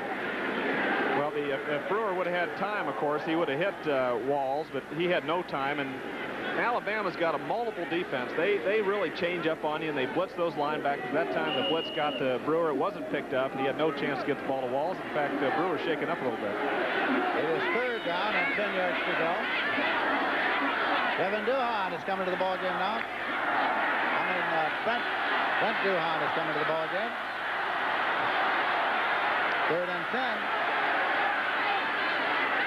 Brewer from the blind side. He is dropped. Russ Wood. Well, that hurts me when I see that blind side. Brewer can't see him, and you just kind of have to guess sometimes and hope that he's blocked to that blind side, unless you have a hot route where you know a guy isn't blocked. That time Brewer thought he was blocked. Russ Wood just beat the Brian Millard and got in there, and of course Brewer was hit and stopped the big drive. 36 seconds left to play. Raul Alegre will try one from 50 yards. He had a 52-yarder. Raul Alegre's kick is short. And so the ball goes over at the line of scrimmage with 28 seconds remaining to be played in the half. And Alabama is still leading by a score of 7-0 as Texas attempted the field goal, the 50-yarder, and gave up the football. Well, once Alabama started blitzing, Texas couldn't get the ball off. Their passing game moved them down the field. They had good protection, good time. Receivers were getting open. Alabama changed up. They started blitzing, and of course, Brewer couldn't do much with that. Walter Lewis comes in at quarterback. Alan Gray had come out with the first unit there for Alabama, but Lewis suddenly spent it onto the field and has replaced him. Ball went over at the 33-yard line, 1st and 10 Alabama. Lewis. He is sacked by the Longhorns defense at the 25. Ed Williams leading defensive charge with Mike Buchanan. So the clock continues to run. I'll say one thing. Alabama wasn't going to sit on the 7 points with 28 seconds to go. They came out firing again. Ready to put it up there. The clock is wound down now to 7 seconds, and it's running. So it may very well expire and will before they get a playoff. That will have been the last play of the half. Time has run out as the teams head for the locker rooms. So in a fiercely contested battle here at the Cotton Bowl in Dallas at the end of the first half, it's Alabama 7 and Texas nothing. Under control. 4,000 feet, 3,000 feet, 2,000 feet. But I'm leading by a score of 7-0. Roger, I just saw something I haven't seen too often. Alabama came back out here, and with units on the field, did they loosening up out there? I haven't seen that either, Lindsey. They were actually going through their plays similar to the pregame warm-ups. Right. That's a good idea. There's a long half here in the Cotton Bowl with all the pageantry, and I'm sure they probably got a little bit more stale than normal and sitting in the locker room, and they decided to come out and warm up a little bit. It's a good idea. Dropping back deep now, Rob Marshall and Jerry Gray to receive the kickoff for Texas, and it will be Alabama kicking it off. Terry Sanders will kick it off. He's teeing it up on the 40-yard line. Terry Sanders. Texas and Alabama together have played in 61 bowl games, and together they have won 9 national championships. Alabama's won 6, Texas has won 3. Marshall is back there deep. He's the man they try to get underneath the football on the kickoff return. Texas trailing by 7 points. A win today would make Alabama the first team in history to win 7 straight bowl games in 7 years. There is the referee's whistle.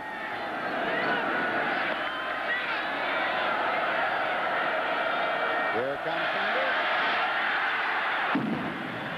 Going deep. It will not be run out. Taken by Jerry Gray about 8 yards deep in the end zone. Touchback, 1st and 10 at the 20-yard line. So the Texas Longhorns now settle about seeing what they can do about advancing the football against that Alabama defense. Clark and Jones are the running backs in the ball game for quarterback Robert Brewer.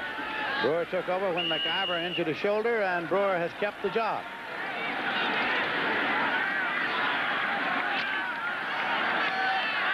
They send Herky Walls out to a wide left and Donnie Little out to a wide right. Back in the right set, Jones in the left set for Brewer. Jones. 6 yards to the 26 before Mike Pitts from Baltimore, Maryland made the tackle. Brewer really has done a good job for Texas. He came in that Houston game and brought him back in the second half. It was a tie football game, 14-14, won 3 in a row. The team has a lot of confidence in Robert Brewer. He showed before the half that he can throw the football. But if Texas is going to throw it with success, they've got to block for him. They've got to pick up the stunts and the blitzes. When Brewer has time, he can hit those receivers downfield as he showed before the half. Tight end moving in motion. Give it to the fullback, Clark. And Darrell Clark wrestles his way up to the 47-yard line before Jeremiah Castile brings him down with Russ Wood. First down, 10 yards to go for the Texas Longhorns.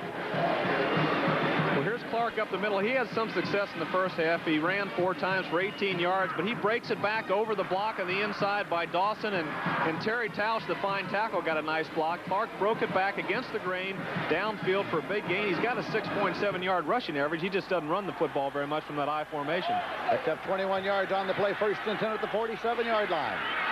Clark and Jones, the setbacks, well split. Jones, Jones, but he's jammed by Robbie Jones, the left linebacker for Alabama. At the 44-yard line, loss of 3, second and 13. Texas moved the ball, Lindsey, in the first half. They would move it, but Alabama would make a big play and either a trapping the quarterback, or they'd stop or run to the outside, similar to that right there. They just can't move consistently. They're giving up too many big plays on offense to Alabama, especially losses. Loss to the left side, a little to the right, running backs in an eye. Brewer fake to the tailback. He's got the ball. He's going to keep the ball. Up to the 47-yard line of Alabama. Jackie Klein was there. Brewer gave a nice little stutter step there, got him a few extra yards. He was looking downfield. Lawrence Sampleton had the defenders beat right about now, but he couldn't do very much with big Mike Pitts chasing him, so Brewer decides to tuck it away. A little stutter step, nice move to the inside, gets 4 or 5 extra yards. Third down and 4 yards to go at the 47-yard line of Alabama. Big third down play coming here now for the Texas Longhorns. Jones on a reverse play. Donnie Little, former quarterback, picks up the first and 10. They had him in a wing left, and there's a wing back reverse in effect. As he got it up to the 34-yard line, Tommy Wilcox made the tackle. Little had to cut this back inside pretty quickly. He's got Herky Walls actually is trailing him. He has a chance to pitch the ball out. There's Brewer back there also, but he cut the ball inside and gets some nice yardage for the first down. Donnie Little, who was a quarterback and at his request became a wide receiver at the University of Texas. Quick pitch to Jam Jones. Stopped at the 31-yard line after a gain of 3 by Tommy Wilcox at 2nd and 7. Robbie Jones also on the tackle. You know, head coach Fred Akers at Texas has posted the best 5-year won-and-loss record in Southwest Conference history. He's had an unbeaten season, a Heisman Trophy winner, Earl Campbell, high national ratings, and 5 bowl teams. Here's Wilcox pursuing. He's got 3 interceptions this year, but he's a hitter. He really pops them, and you can see right there, he just laid it into Jam Jones. He came from the safety spot across the field and made the hit. There's to Clark. He spins, but gets only a yard to the 30, which will make it another big third down and 6 yards to go. Jackie Klein there on the tackle for Alabama. Alabama came into this game ranked number 3 in the nation, behind Clemson and Georgia. Texas ranked number 5 or 6, depending on which poll you read. Both figured that if they win, they'd have a shot at a national championship. Brewer looked at the sidelines. He gets his play from the sidelines. And, of course, this is a big play, Lindsey. Brewer's got the ball. And he never had a chance. The Alabama rush was right there when he looked up. And so it's 4th down, and the punting unit will come on here now. Russ Wood and Tommy Wilcox got to him first. They brought the safety blitz that time, and Russ Wood was in there. And there's pressure inside also, but it really was Wood coming from his outside linebacking position, and also 15 Wilcox that forced Brewer to try to get to the other side. And over there waiting was big Jackie Klein, number 98 also. Terry Tausch, the All-American tackle, is down now. And they're looking at a knee. He's stretching it out there a little bit, flexing it. Terry Tausch from New Braunfels, Texas. Limping a little bit as he comes out.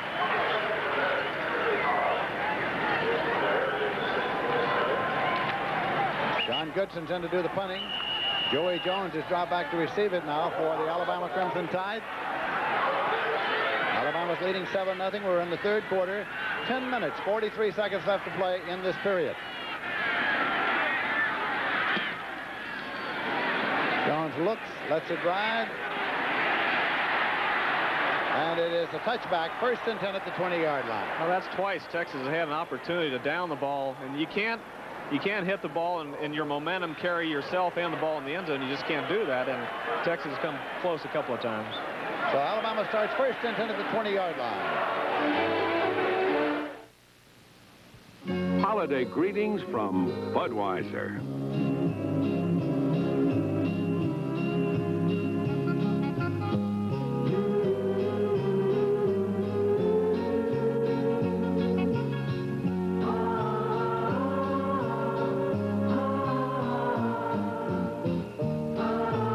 People who bring you Budweiser wish you and yours a happy and safe holiday season.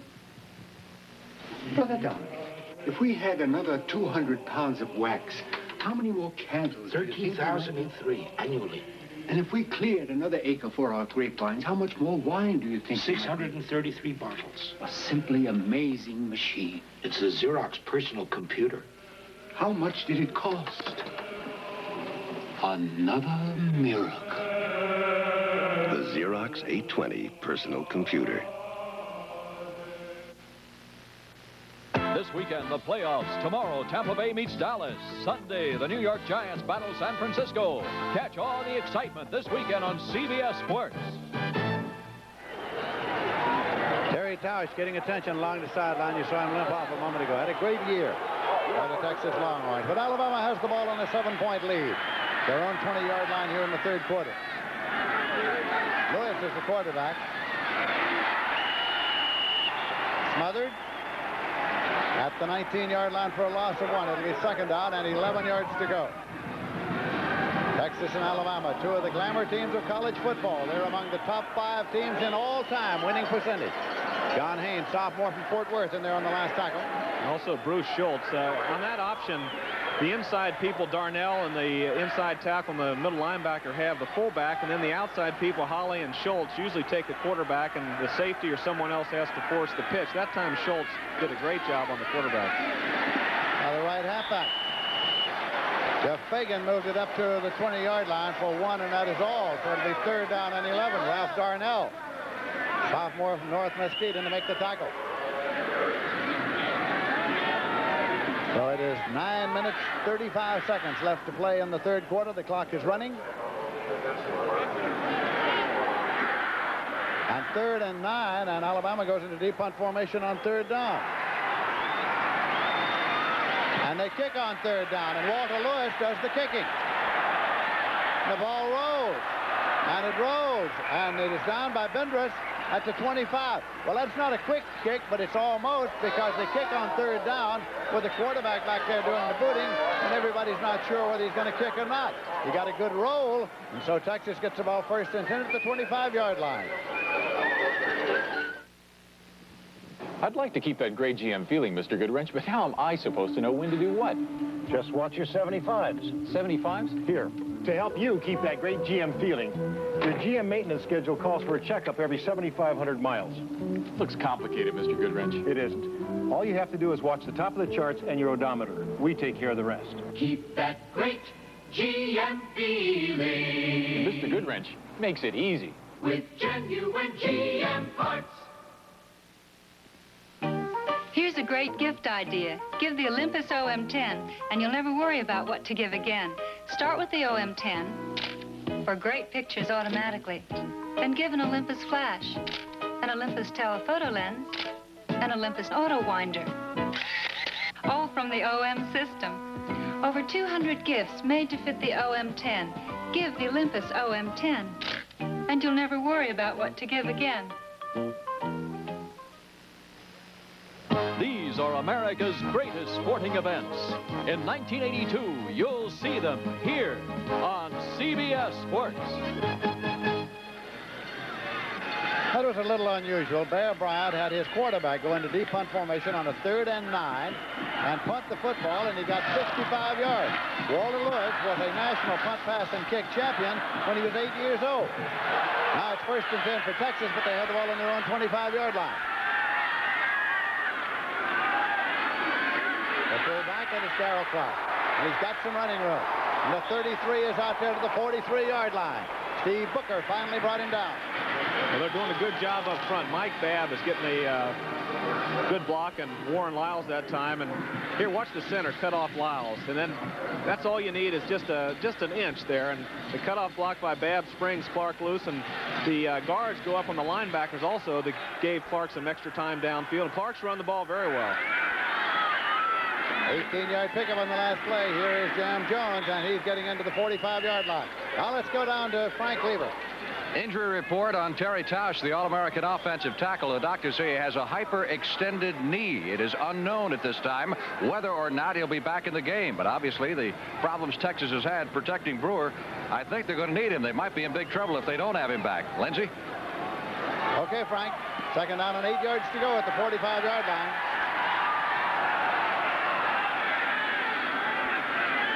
Brewer pumps once, but someone is hanging onto his leg, and he's dropped at the 40-yard line. And the someone is Mike Rodriguez, number 31. Also, Russ Wood get in there. Mike Babb pulled out to the left and tried to block on Wood. There was penetration from that side. Also, number 76, Millard, couldn't hold his man, and Brewer is sacked again. Making it 3rd down and 13 yards to go for the Longhorns. They have the ball at their own 40, and Alabama is still leading here by a score of 7-0.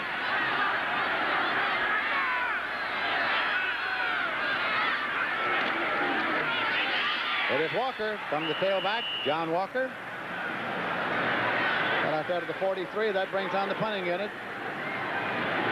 Randy Edwards made the tackle. And that was 3rd and 13, and Texas decided they didn't want a chance in a turnover. And they decided to go a little bit conservative that time. They go off tackle with a quick hitting play. Walker couldn't get very much. It was a passing situation. So Texas, they're exchanging right now field positions, basically what both teams are trying to do, both being pretty conservative. Barefoot John Goodson in there to do the punting. Joey Jones drops back deep for Alabama. Low snap, but he picks it up. It's on to 29. Rolling. It'll be at the 22-yard line. Jeremiah Castile. 1st down, 10 yards to go at the 22-yard line. Let's go down again to Frank Lever. Keep in mind once again that Alabama still has an outside shot at becoming the #1 team in the land. If they win this ball game this afternoon, if Clemson loses tonight to Nebraska in the Orange Bowl, and if Georgia should get beat by Pittsburgh in the Sugar Bowl, Alabama, in all probability, would be #1. Lindsey? All right, Frank, 1st and 10 for the Crimson Tide, and they have a 7-point lead. Walter Lewis pops it outside. Bendrus with a diving catch. Jesse Bendrus at the 30-yard line. I don't know why Bendros slid that time. Lewis really got that ball out there in pretty good shape, and Bendros caught the ball, but he went down trying to do it. I think he could have hung on to this football and run with it a little bit. But he got 6 yards instead of a big gain, about 8 yards. There he breaks to the outside. The ball's in front of him a little bit, so he tries to come back to it and cradle it in. At least he caught it. Joey Jones in a wide left. Ken Simon, the fullback, but a lot of traffic right in there at the 30-yard line. John Haynes was there, and so was Eric Holly. a young Longhorn fan. A little more interested in the popcorn, I think. 3rd down and 2 yards to go for Alabama at their own 30-yard line.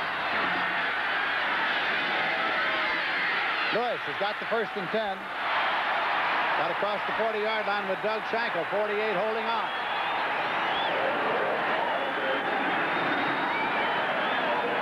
First and 10 at the 43-yard line. Again, the quarterback just reads. Look at him looking at that end down. He's not even concerned about anything else. He reads. The fullback doesn't know he's going to get the ball.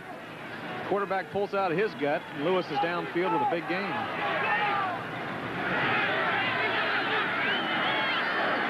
Wishbone formation for Alabama. Quarterback hanging on to the football as his fullback was riding by, and it's a gain of about a yard at most, jammed up by Schultz. That still amazes me, Lindsey. That fullback not knowing he's going to get the ball. It's up to the quarterback, and the previous play, you can see Lewis looking at that defensive end. The defensive end crashes down. He'll keep the ball, then he'll option with the back. If the defensive end goes upfield, he'll give the ball to the fullback. But the fullback just doesn't know, and he's really got to concentrate on that ball, and it does cause some fumbles, and Alabama's fumbled quite a bit this year in the wishbone. Bring back in motion across. Lewis going deep. Bendrus making a dive, and he can't get to it. Bedford.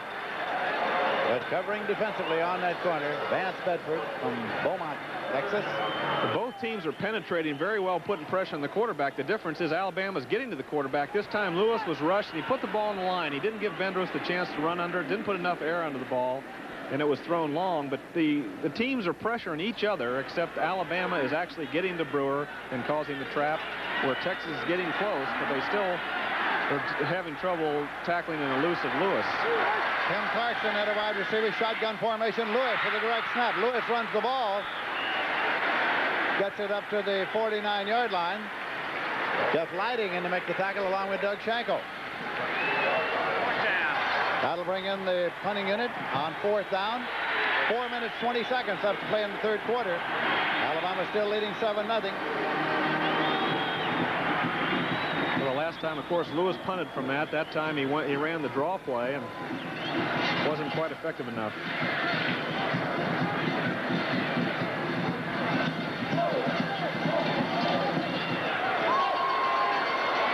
Fourth down, they're in midfield. They shift now into punt formation. Malcolm Simmons goes deep to do the punting. There's a whistle that cost him a delay. There's a whistle that will cost them 5 yards for a delay, I think. Well, that's worth the gamble. The delay doesn't mean a great deal. It's 5 yards back. They're still at the 45, and still will bottle up Texas with a good punt.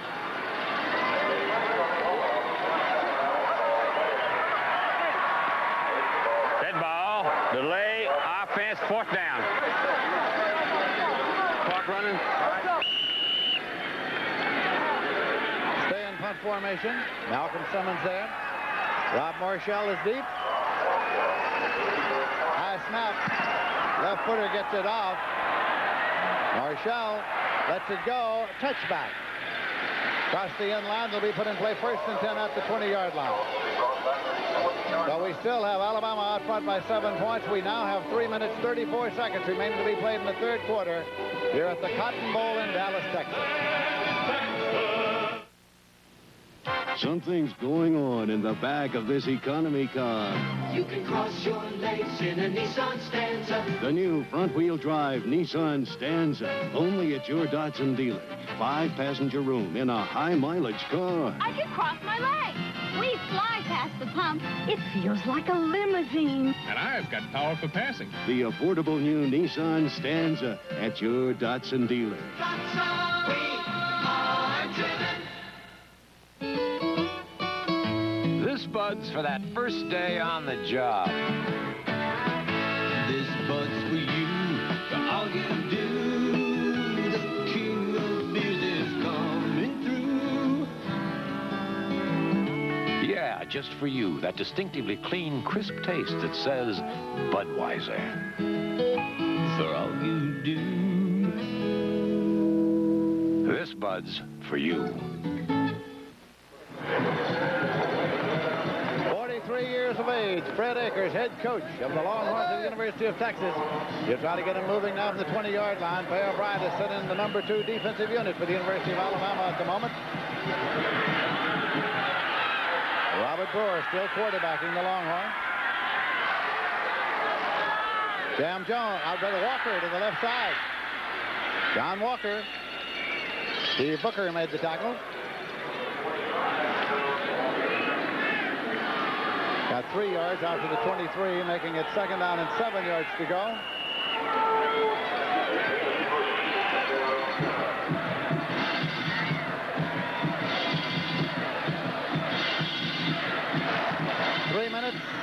seconds left to play in the third quarter. Here comes Johnny Little out to a wide right from Dickinson, Texas. Tight end across. Quick pitch. Walker. The tailback. Oh, is he ever cut down? Gerald Sprinkle. It is at the 20-yard line. Loss of 3. It's a 3rd and 10.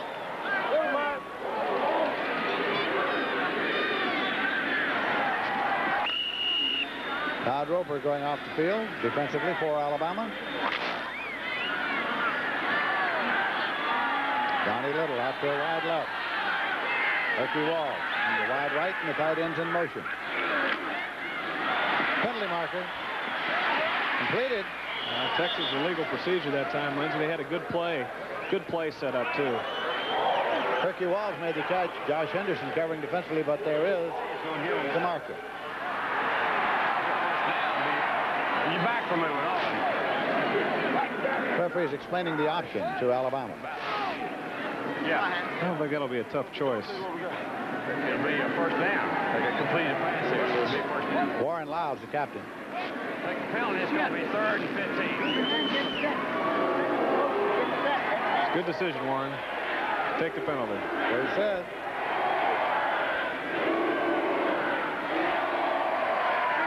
Illegal motion. Offense, 3rd down. 3rd and 15 at the 15th. Look back on that based on what we see after this play right here. That's a big play, Lindsey. Texas is out of their backyard a little bit. The first down on the 34. Now they're backed up in 3rd and 15. Bear Bryant, a little exercise along the sideline.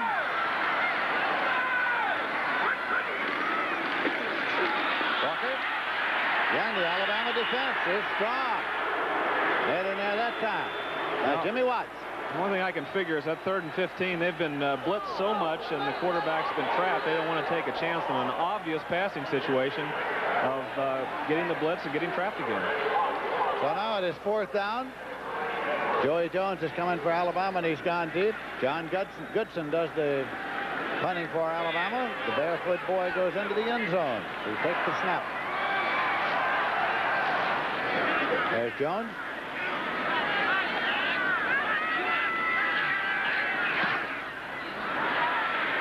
Chases Jones back. He fields it at his 45. Gets back to his 48, and that's that. So let's go down to Frank Lieber. Well, last year, you might recall, we were on the Alabama sideline and talked to Jerry Pate, who's a big Crimson Tide fan. He couldn't be here today, so we thought we'd give Texas equal time. Ben Crenshaw is a, what do they call, a guest coach? Yes, I think so. I don't know where Jerry is today. I had it all planned out for him, but Texas needs a big play. All right, let's see what happens here. Hand off to Ginyard. Mickey Ginyard from Atlanta, Georgia, carrying. John Haynes made the tackle. Up there just across the midfield marker. Gain of about 2 yards makes it 2nd down and 8. Again, let's go down to Frank Lieber. Ben, I know the tour is starting up in PGA Tour, and CBS begins its coverage with the Crosby, and I'm sure you'll be there first week in February. Yes, I certainly will. I've got a good partner, Nathaniel Crosby. He won the U.S. Amateur last year, and I'll play with him if he'll have me. So I'm looking forward to that now. Lewis on the keeper. Lewis to the 30-yard line and inside. Kept up by William Graham. 1st and 10 for Alabama. And it will be at the 28-yard line of Texas. Well, he's a great player for this wishbone. He's not only a fine passer, and they get the big play out of him passing, but he can run the football. He can option with it. He can pitch it out. This time he keeps the ball. He's downfield into the secondary. Almost breaks it right here. He trips up a little bit. Picked up 22 yards on the play. 1st and 10. Busted there, and Joe Carter dives onto the football. But he'll be back there at the 37-yard line.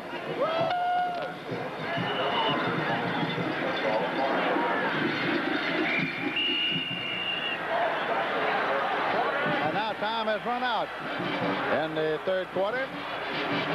So with Alabama still leading by a score of 7-0, we'll be back with more from the 46th Annual Cotton Bowl Classic after this word from your local station. This is CBS. When it comes to making an impression, credit cards can come in pretty handy. But there are times when nothing but cash will do. And if that particular need should arise at a time when you can't cash a check, that's when you need the black card. Many bank machines are open 24 hours a day, 7 days a week, because when you need cash, you need it now. So for those times when credit cards don't work, the black card is better than gold. And you can use your mini bank card at these convenient locations. Beginning this Monday, January 4th, the CBS Late Movie is on Channel 7 at 11 o'clock. You will see the best late-night comedy. Let's face it, Les, your audience is dying off. Chilling late-night mystery.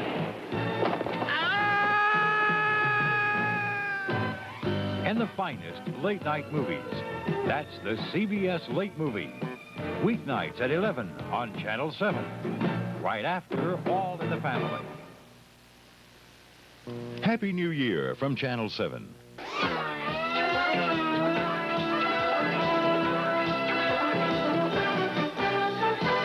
Cotton Bowl has been sponsored by Michelob Light, an exceptional light beer with a rich, smooth taste.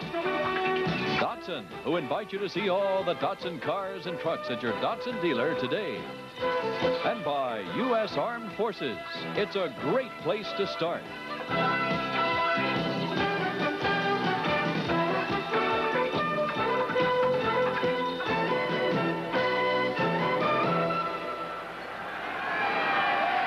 Lots of fun and excitement at the Cotton Bowl. At the end of three quarters, Alabama leading 7-0.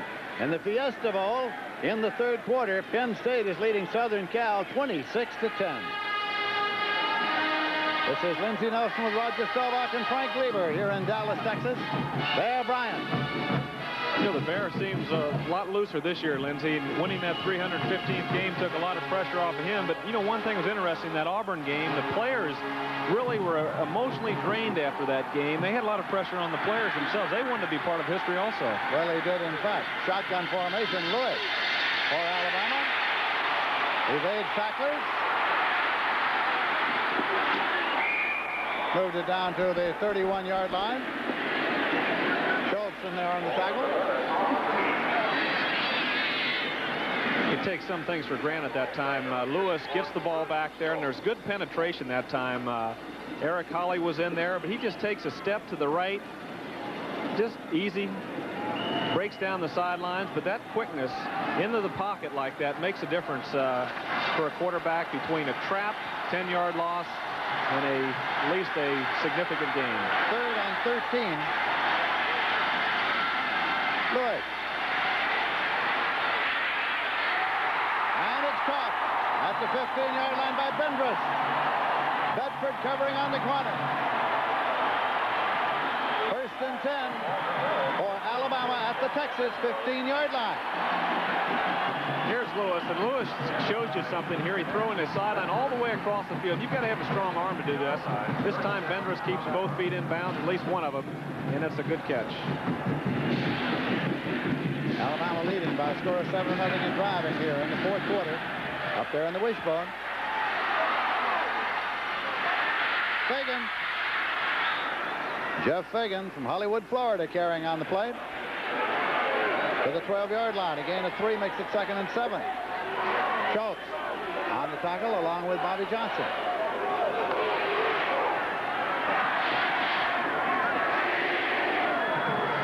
Bendrus coming back onto the field now, and Joey Jones is going off. Bendrus out to a wide left.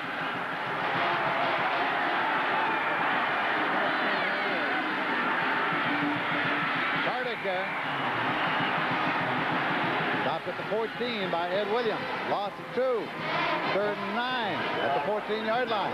So Bruce Schultz was in on that play again. There's a guy with great speed. He's got the size and range also. He's 6'6", 240 pounds, and he's got to be a pro prospect, Lindsey. He's got 9 sacks this year. He's intercepted the pass, and he's been a factor all day, in and out of the backfield when he's blitzing and also containing those end runs. He did a nice job there along with Williams. Joey Jones came on, and now Bendrus is sprinting to get off the field as they come up to the line. He got off all right. Lewis with a quick pitch, and it's taken by Kraft, the tight end. Behind the line to Shovel. The pitch pass behind the line. Hatchett made the tackle. That's the Shovel pass. It's a completed forward pass. He sprinted out to his left. And here's Kraut coming inside. The ball's pitched inside and kind of fools people. John Haynes didn't know where the ball was. He tried to get a hand on Kraut, but Kraut got inside and was good enough for the first, well, it's not quite. It's 4th and 2. 4th and 2, and Alabama's taking a timeout. They've got a double tight end in there, but Alabama takes a timeout. 4th down and 2 yards to go when play is resumed, and they got the ball down at the 7-yard line. Now the Crimson Tide is getting Peter Kim ready. They're getting Peter Kim, their kicker, ready. So perhaps they're going to try to pick up 3 more. Alabama's leading by a score of 7, and I think 12 and a half minutes left to play in the game here at the Cotton Bowl. My Datsun 210 wagon is amazing. Sometimes I think it's this big. With reclining buckets, split fold-down rear seats, and nearly 50 cubic feet. It's huge. But sometimes I think it's this big.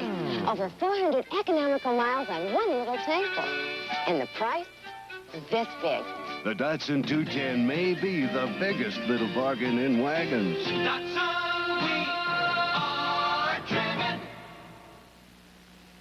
Hey, Michelob Light for the winning team, okay? You guys would do that for us?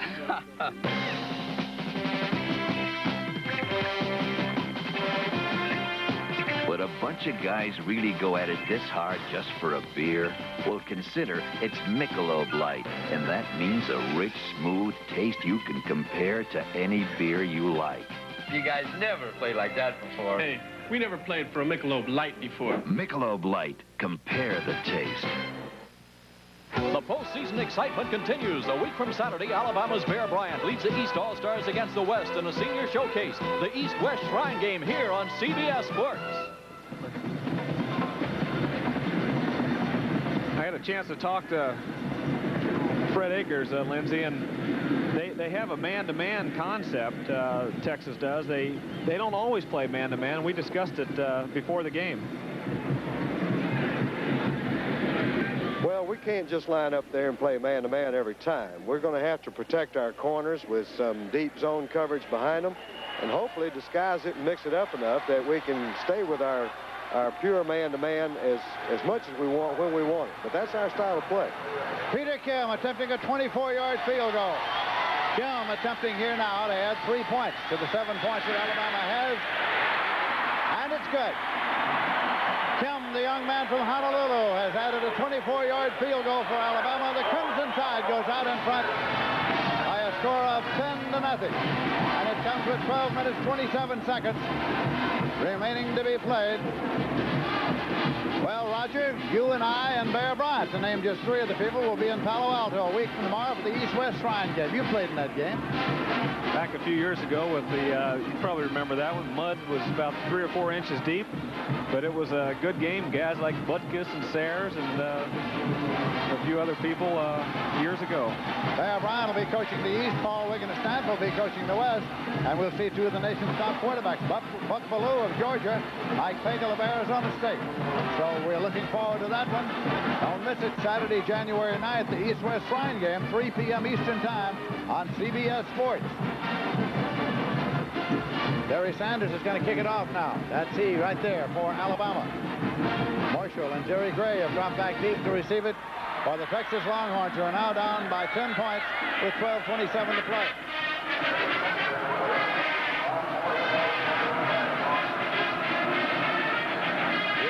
Sanders. Fielded short at the 16-yard line. Returned to the 20, to the 30, to the 35, and on up to the 40-yard line by Jitter Fields. Jitter Fields took it short, stopped by Simon.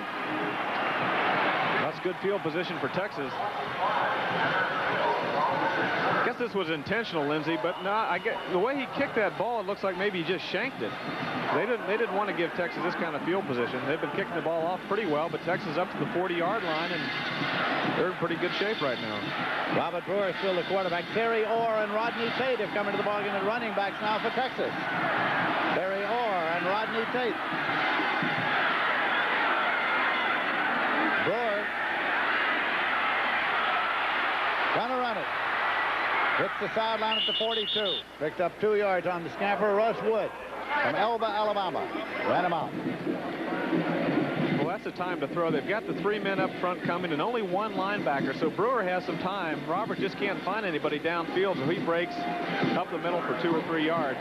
On the must-pass situations, though, Alabama's bringing the entire kitchen sinks coming at him, so he's not having much of a chance. They've got to throw in the running situations. They've got to hit some big plays to get back in this football game. Brewer went over to get his play. He's got Walsh to the left side and Donnie Little right. The tight end is Lawrence Appleton.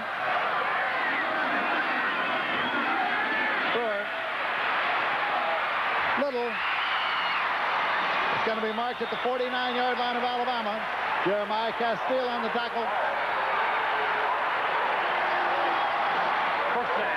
It's a 1st and 10 at the 49. It's a sideline route to Little, out to the outside. Little does get the first down, barely by a yard, before he's hit by Castile. Little is a former quarterback. He's got excellent hands. Today he's grabbed balls that have been high. He's grabbed a few low passes, but he's got excellent hands and good concentration. He's adapted that wide receiver position very well. Texas across into Alabama territory now in an I formation. There they come again. They did indeed, and Brewer never had a chance. He's dropped at the 44-yard line by Russ Wood and Randy Edwards. That just seems when Alabama knows Texas is going to throw, they can pretty well put the clamps on Brewer inside and outside. He can't even scramble anywhere. They're just all over the place. You see the safety number 15 Wilcox is in there just to make sure that somebody picks him up and springs someone else free. 2nd and 17 at the 44-yard line.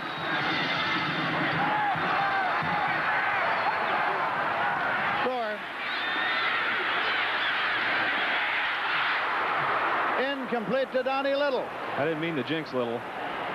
But that ball was right there, and that's the kind of catch that Little's made all day. And in fact, that was an excellent throw by Brewer, one of his better throws. He gets the ball high, maybe a tad behind Little. No, it's right there.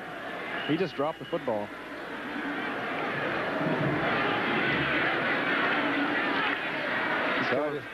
He's coming back saying, Robert, give me the ball again. I'm sorry.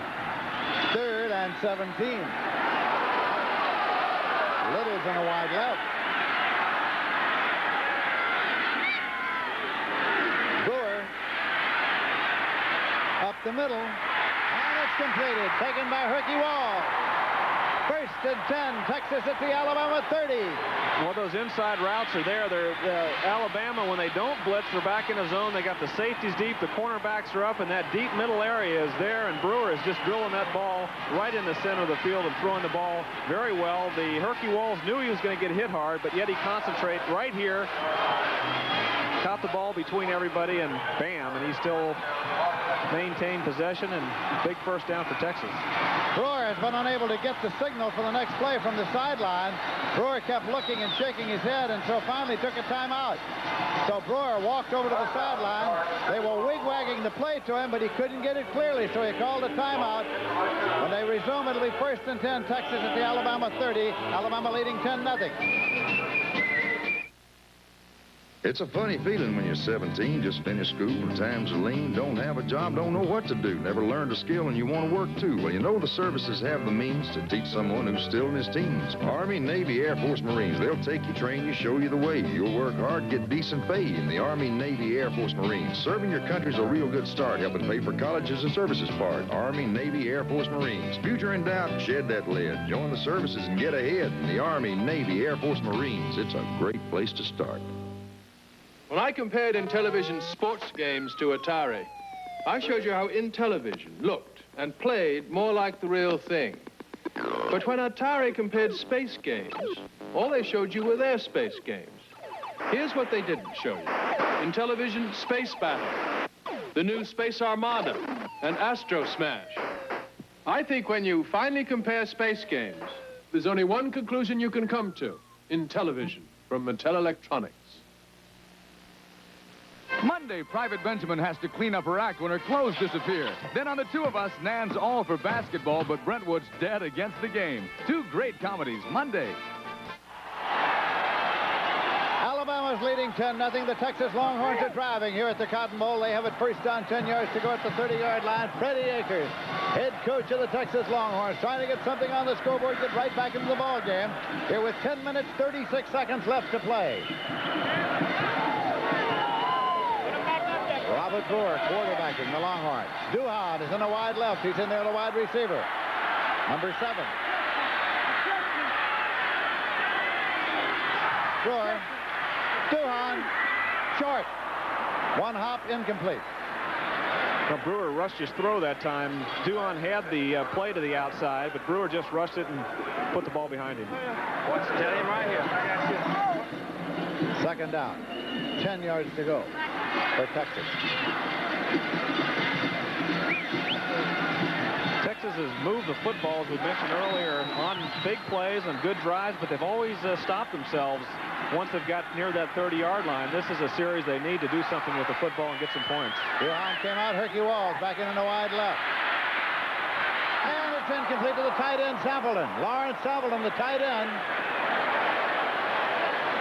Warren Lyles putting pressure on the passer.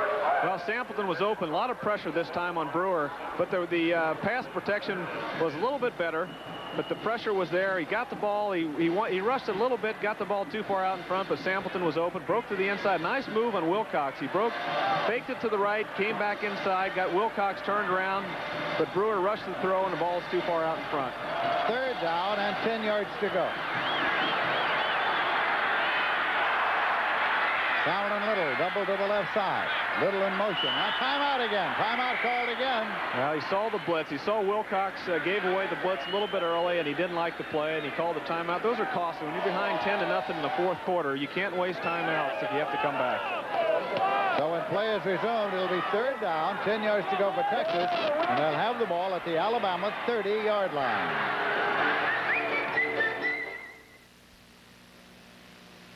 Once again, let me reiterate that on this grand hungry. You got that freedom that you feel when you get a craving. And I think this bears repeating. You're gonna like the freedom when the taste of thirst can't wait.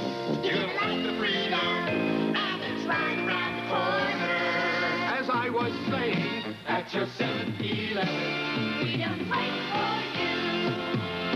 Wow, freedom, freedom from the hassle, freedom, freedom from delay, freedom. You're gonna like the feeling when your day goes just your way. You're gonna like the freedom of having what you please. You're gonna like the freedom of finding it with ease. You're gonna like the freedom, We got it like you like it at your 7-Eleven. Freedom waiting, as I was saying, for you. Freedom, America likes the freedom of 7-Eleven. Tomorrow, the Tampa Bay Buccaneers meet the Dallas Cowboys. When it comes to Cowboys, Dallas has the best. The NFL playoffs tomorrow on CBS Sports. Texas with the ball, third down, 10 yards to go at the Alabama 30. Alabama leading in the game by a score of 10-0. 10 minutes, 28 seconds left to play. This is where it's interesting. Alabama's best pass defense has been the blitz. So Texas has got to be ready for the blitz. They should have a play on that they can take advantage of the blitz. Robert Brewer, the quarterback, Little in motion back toward the inside. Now the quarterback draw, and he's up the middle. Look at Brewer go. He may go touchdown. Touchdown. Exactly what they did, Lindsey. They did, in fact, take advantage of the blitz. He was wide open as he got through there and scampered in for 30 yards and a Texas touchdown. Well, they were coming, too. They were coming from the outside, and the inside, there was one good block. From the inside, there was nobody else there. Perfect play called by Freddie Akers. Perfect execution. Watch the block on Lyle right there by Babb. He pushes him to the outside. Everybody else is coming to the from the outside. The blitz was on the outside people, but the inside was cleared away by Babb when he blocked Lyle. Raul Alegre with the conversion. Raul Alegre converts. So Texas gets 7 points on the scoreboard.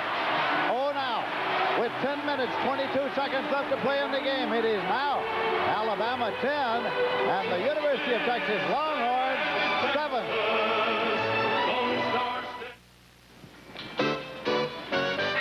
First day on the job.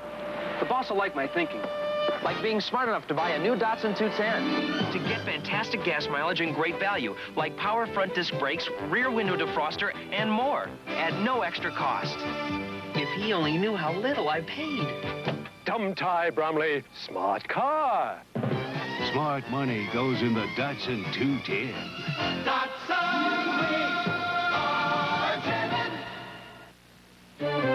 Michelob brings you the 7-day weekend, Southern style. The style and grace that is the South is reflected in one great beer, Michelob. That smooth and mellow taste has its own special way of saying, y'all come back and see us anytime. There's nothing better on a rainy night in Georgia. Put a little weekend in your week. Yeah. Roger, big game tomorrow in the playoffs. Tampa Bay Buccaneers and the Dallas Cowboys. Well, that is a big one. It's interesting matchup. Tampa Bay's got a hustling, hitting defense. The Cowboys got a very explosive offense. The NFL today kicks off at 12:30 Eastern time for that game tomorrow. Hey, Doug Williams has come on strong, too. A fine quarterback, and he's got the ability to throw to Kevin House in the big plays. And then on Sunday, of course, the New York Giants and the San Francisco 49ers. That's 4:30 Eastern on Sunday right here on CBS. Raul Allegre has teed it up at the 40-yard line. And Joey Jones has dropped back deep, standing a yard deep in the end zone. We have a 10-7 ball game and a lot of time to play here in the 46th annual Cotton Bowl. Chased over. Joey Jones 5-yard deep, will not run it out. Touchback. Oh, that's good. You really like that when you're on the specialty team, run down on those kickoffs. You want your kicker to kick in the end zone. Buy him dinner after the game when he does that. So now Alabama will try to move the football and kill the clock. Texas, of course, will try to hold and get the football. Fun and excitement at the Cotton Bowl. Sellout crowd here this afternoon. Well, this is the series that tests Alabama. The momentum, you can feel it swing over to Texas. They're excited. All their players are standing on the sidelines. The only way you keep a team quiet is to move the football, get a few first downs. So Alabama's got their job right now. Referee is stopping play. Over to talk to Walter Lewis.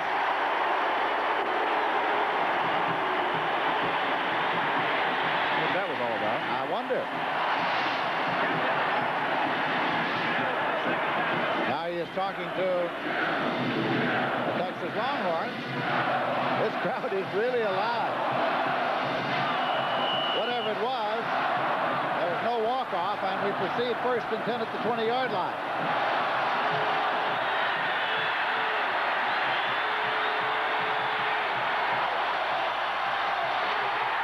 Fullback, Ricky Moore. He got 2 yards to the 22.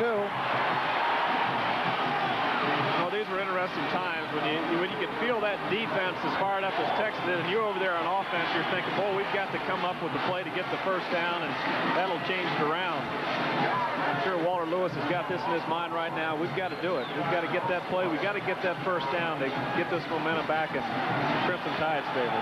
Vendros has gone off, and Joey Jones is in there.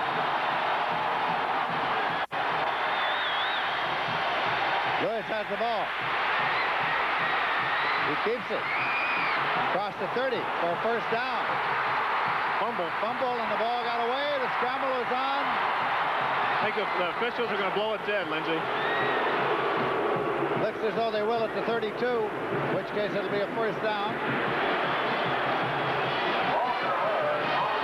Well, Lewis had both wide receivers out that time, and he took it upon himself. He had the 3 backs in the backfield, the 2 wide receivers. I don't know if he was even going to throw that ball. He just said, hey, I'm going to go for it, get that first down, and we can't really get a good view of that.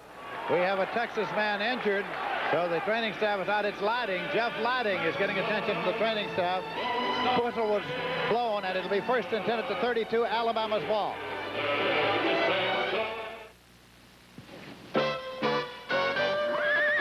$6,000 acres, nearly as many chores. My 3 Datsuns are a match for anything. They go anywhere, 4x4. Roomy King Cab. And my Datsun Little Hustler. Hauls as much as some standard pickups and gets better gas mileage than all of them. Tough and thrifty, like me. From one tough customer to another, we are driven. Hey, Michelob Light for the winning team, okay? You guys would do that for us?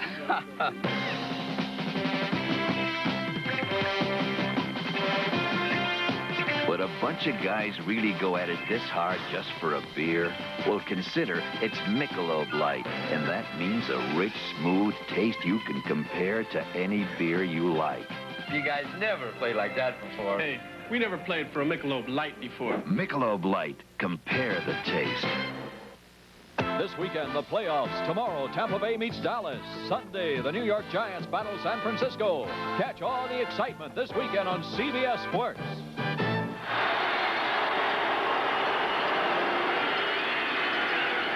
Alabama 1st and 10. Just short of their own 32-yard line.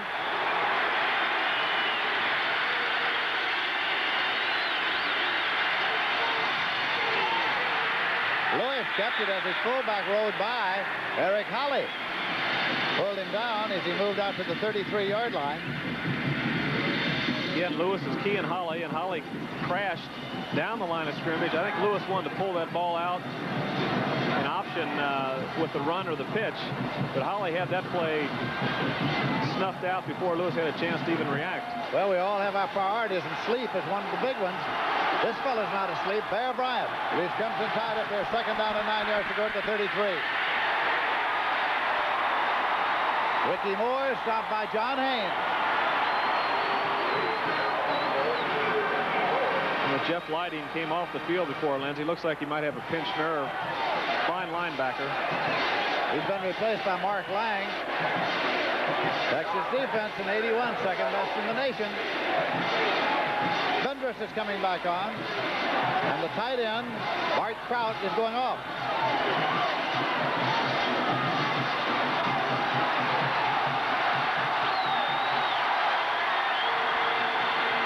They'll get a direct snap here. Walter Lewis from the shotgun. There's the ball. 40. To the 46, 1st and 10. Doug Schenkel made the hit with William Graham. Well, the quarterback draw has been kind of special. Worked for a touchdown for Texas. And here it is for a big 1st down for Alabama. He just took one step back, let those linebackers start going back into their coverage, and he took off for the 1st down. Walter Lewis, fine passer and an excellent runner. 1st and 10 for the Tide. They lead here by a score of 10-7. Lewis to his fullback, and that's Ricky Moore from Huntsville, Alabama. 7 minutes, 50 seconds remaining to be played in the game. Bruce Schultz also in that tackle. Well, Lewis has made 2 big 1st downs running the football. Got Alabama out of trouble. They were back on the 20-yard line. He got them out. Now they're at midfield with a little over 7 minutes to go with a 3-point lead. 2nd down and 6 yards to go at the 50. Lewis with a late pitch. Taken by Jeff Fagan. Graham had to stop there. Going to be marked at the 47-yard line for a gain of 3, and it'll make it 3rd down and 3 yards to go. A long 3. Well, that was a wishbone exactly the way it was supposed to be run offensively and defensively. Lewis pulled the ball out from the fullback. Bobby Johnson came in from the secondary to take Lewis, and Lewis had to pitch it out, and Graham was covering the pitch out. Vendress is in a wide right for Alabama now.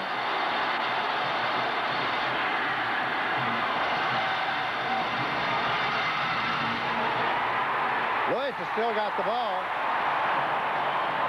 John Haynes has him, and he's going to be about 2 yards short of a 1st down. Mark Lang also on the tackle. When they're running that wishbone to this right side, it's tough. Holly's doing a good job in there, and Schultz is that linebacker we were telling you about, 6'6", 240. He's like a big defensive end, and he's got speed to go with it. But that daggone Lewis is squirmy. He still almost got the 1st down after being hit at the line of scrimmage. 4th and 2, and the punting unit comes on now for Alabama.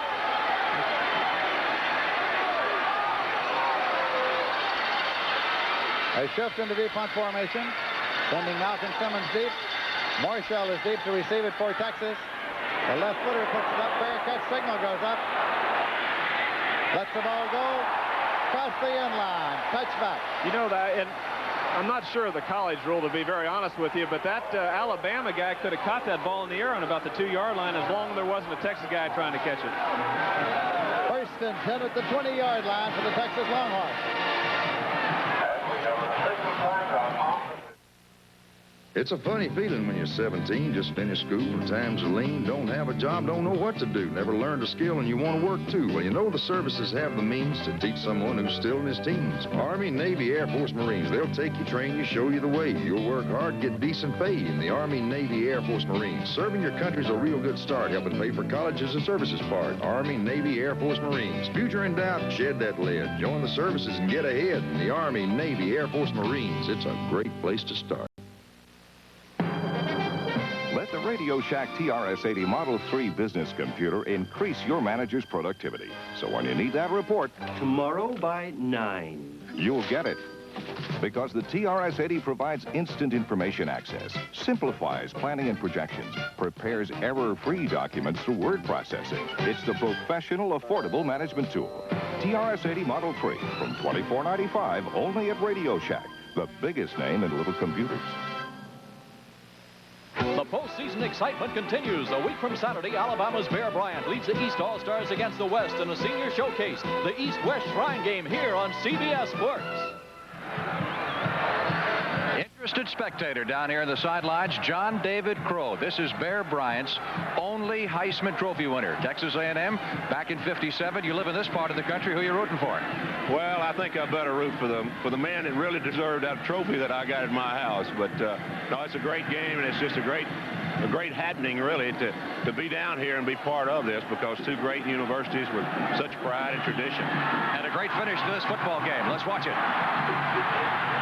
First and 10 now for Texas. They have the ball at their own 28, trail by 3 points, 5 minutes, 59 seconds to play. Brewer.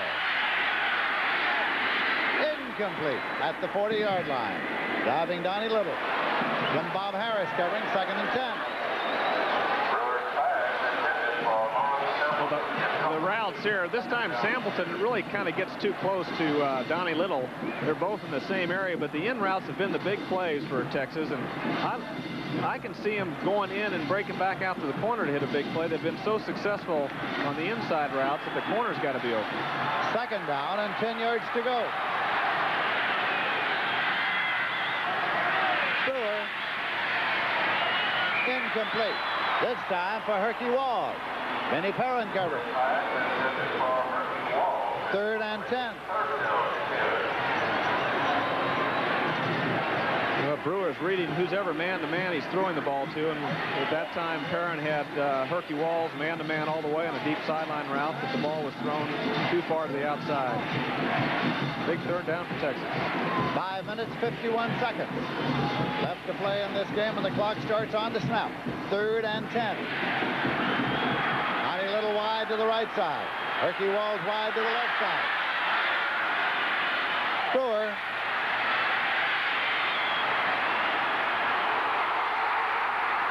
Lawrence Sableton, the tight end, and it's in Alabama territory at the 43-yard line. Jim Bob Harris, the defender. But this time, Sampleton was the play. They missed him over the middle. He came on an in route over the middle where Brewer missed him earlier in the 4th quarter. This time he broke back out to the corner on Jim Bob Harris and makes an excellent play. Actually, Harris is in pretty decent position right here, but Sampleton pulls the ball in. An excellent throw by Brewer, and even a better catch. Lawrence Sableton from Seguin, Texas, and it is a 37-yard pickup. 1st and 10 at the 43-yard line. And on a draw play, it's Serrior from Abilene. And Jimmy Watts made the tackle on the draw. Tommy Wilcox defending also. Well, when you run a draw play in Alabama on 1st down, it's kind of a guessing game. They do so much stunning inside. You just have to hope you hit the right hole. That time it was filled pretty good by Lyles, and the linebackers are in pretty good shape. Robbie Jones. 2nd down, 11 yards to go for Texas at the Alabama 44. Well, Bevo's had a long day. Bevo's not going to leave now. I don't think so. And it's completed. Taken by Rodney Tate. Rodney Tate is short of the 1st down by about a yard at the 34. Mike Pitts on the tackle. Well, Bevo is properly loaded now. I believe a big game like this and Bevo's in the truck. He wants to beat the traffic. 4 minutes, 20 seconds left to play in this game. Texas trailing by 3 and driving here. Third down and a yard to go. Give it to the fullback, Terry Orr. He got the 1st and 10. They keep the drive alive. Robbie Jones made the tackle for Alabama. Texas first down and 10 yards to go at the Alabama 31. This crowd is really alive at the Cotton Bowl.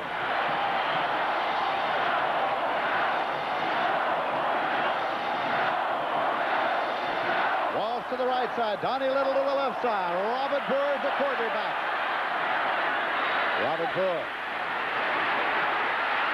He's still got it, and they've got him. Russ Wood got to him. The Alabama rush pulled him down. After 37. Time remaining, inside lower right, 3 minutes, 30 seconds. And running.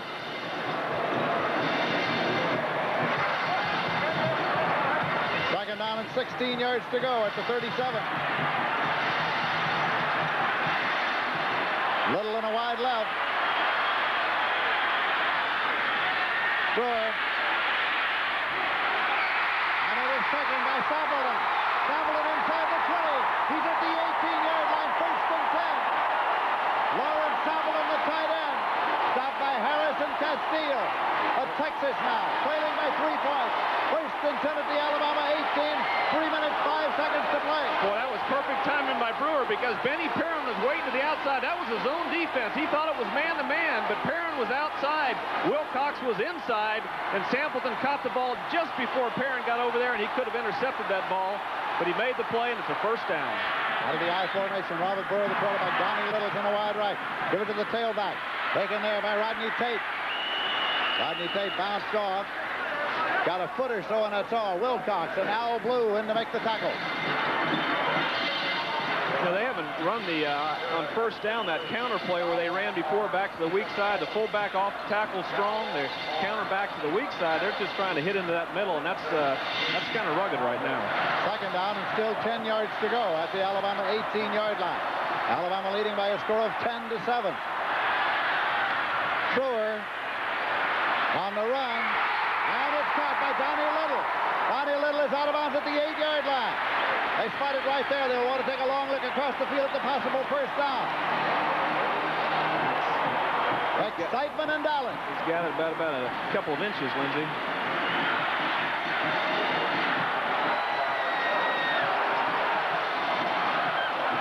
Oh, they move the sticks. It is 1st down and goal to go. John Walker comes in at the tailback. The ball is spotted at the 8-yard line. Just a sprint out to the left. A Little again. Good hands. He pulled that ball in. Pretty good defense. Robert Brewer went over to get his next play from Freddie Akers, his head coach. 1st down and goal to go at the 8-yard line. Running backs in an I formation. Give it to his fullback, and it's in there for a touchdown. Terry Orr. Terry Orr for the touchdown. Texas takes the lead. Terry Orr, a sophomore from Abilene, Texas. Well, again, the Orr is running off the block of Mike Babb, and I guess it's one of those old cliches. You have to see the films, but for me, it looks like Babb's doing a heck of a job blocking down, and Orr gets back to the outside. Also, good block on that side by Joe Sharon, and Orr's in the end zone standing up.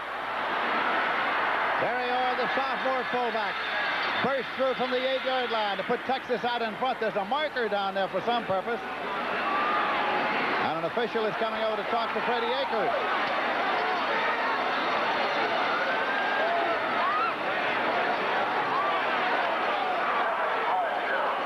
Looks like they might get the players on the sideline. Foul, illegal delay, offense, penalty assessed on the kickoff. Illegal delay before they tried the conversion. That's all the celebrating in the end zone. It's going to cost them 5 on the ensuing kickoff. That's right. That's what they did. 2 minutes, 5 seconds remaining to be played in this game. Conversion attempt coming now. Raul Alegre is in. He went from Mexico to Sheldon, Washington, to the University of Montana, to the University of Texas.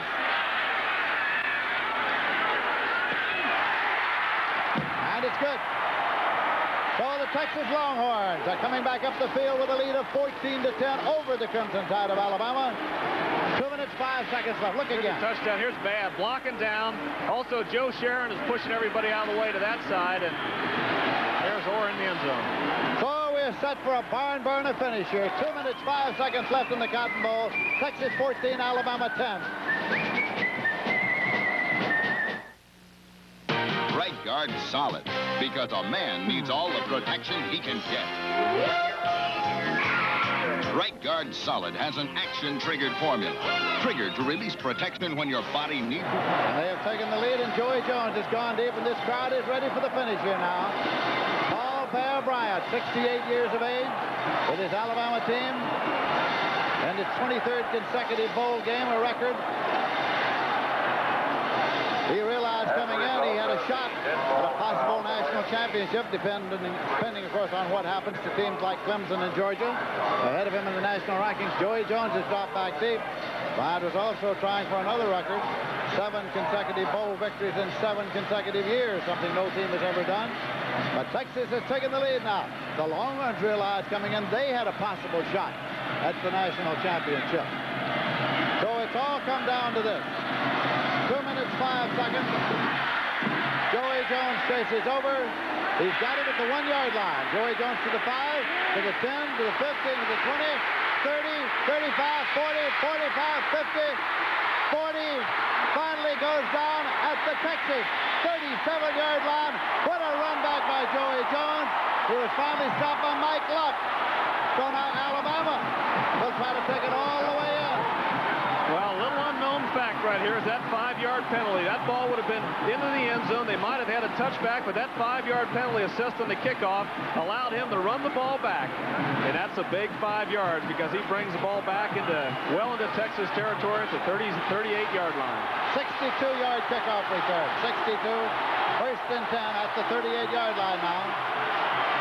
Lewis, the quarterback, the referee, is coming in to stop play. Captain Schultz. He wants to talk to Captain Schultz. Now, you're going to have to appeal to the crowd on this one. That's the second one. If I stop it one more time... No, that's the second one. No, it's your home team. All right, now you make appeal to the crowd. Referee is telling the Texas captain that as the home team, he wants him to appeal to the crowd to lessen the noise here in the Cotton Bowl. Now, sir. How come we can hear it and they can't? Well, that's my judgment there. Well, listen, that's like I tell our quarterback, don't pay attention, you go on, because we can hear. Well, it's the second time I've stopped it. Well, what are you trying to tell me? I'm trying to tell you if I have to stop it. Referee Don Safrit from the Atlantic Coast Conference telling Freddie Akers he's not to appeal to the crowd. Akers is appealing to the crowd to be quiet. Joey Jones working on his leg there. We're going to go on the snap. The referee was saying it's the second time he had to stop play because of the crowd level here at the Cotton Bowl. Now we continue. First down and 10 yards to go, Alabama. At the Texas 38, 1:54 on the clock.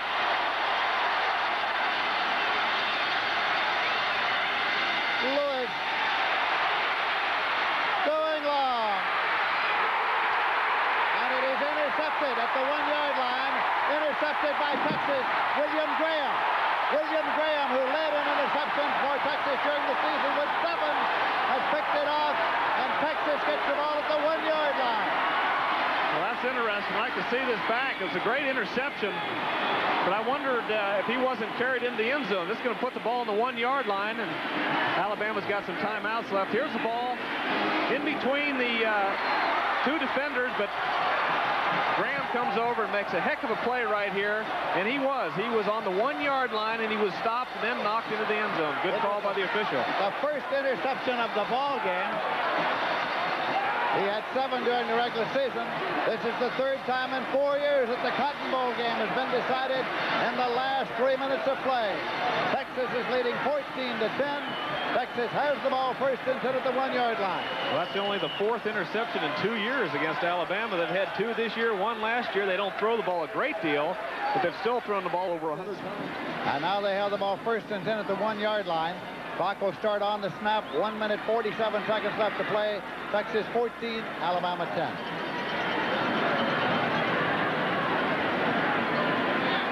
What an afternoon this crowd has had here at this Cotton Bowl game.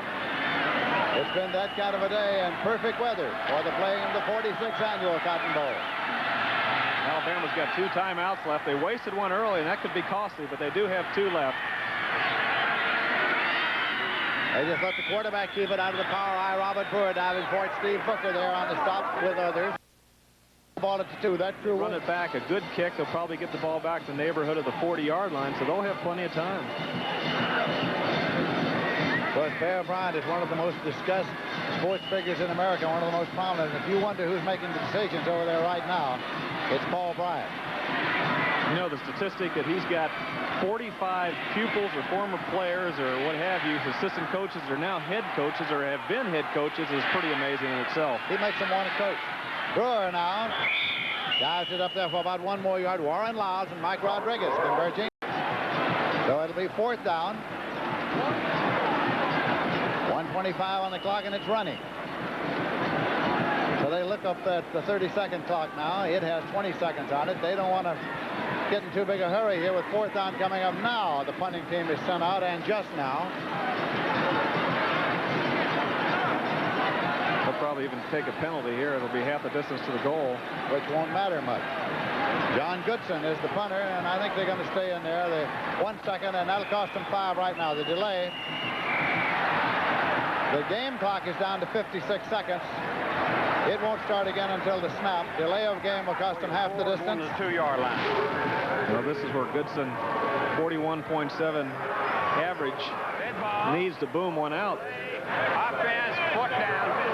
You know, you think about a safety, but it wouldn't be a smart play here because that would put Alabama within a field goal to winning the game. If it would have been a 5-point difference, of course, a safety would be a smart play. Jeremiah Castile is deep. Castile is the man who's back to field the punt at the 45 Alabama. Normally it would be Jones. And now they're going to take the safety. They're going to take the safety. I'll be doggone. That's how much I know. There you go. I thought about the safety, but and he takes it. 48 seconds. That 2-point swing, of course, they got a lot of confidence in their defense. So they get a chance to punt from the 20, so they probably save themselves almost 30 yards in field position. And instead of taking the gamble of losing the game on a touchdown, they gamble a little bit here on a field goal. But again, they have a lot of confidence in their defense. And no timeouts left from Alabama. I guess that was a pretty good decision. Well, that's the other consideration, the fact that they now have put themselves in a position where they can be beaten by the field goal, and that is a consideration. And I'm sure they thought about that. They get the free kick, of course, from the 20-yard line. They can put it in play in any manner. It's usually punted because there's no rush. Of course, the restraining line is 10 yards in advance of the kicker. So Alabama is huddling. Texas is huddling to see how they're going to play the last 48 seconds of the Cotton Bowl game in Dallas, Texas, with Texas leading 14-12.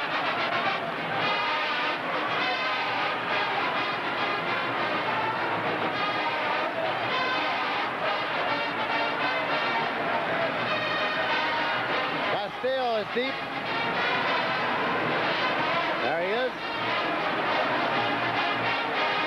You saw Joey Jones getting worked on along the sidelines after his tremendous return of the kickoff. So Castile is now in there as the kick return man. They got Bendrus up there in the middle, ready to get anything that might be short or bounced up there.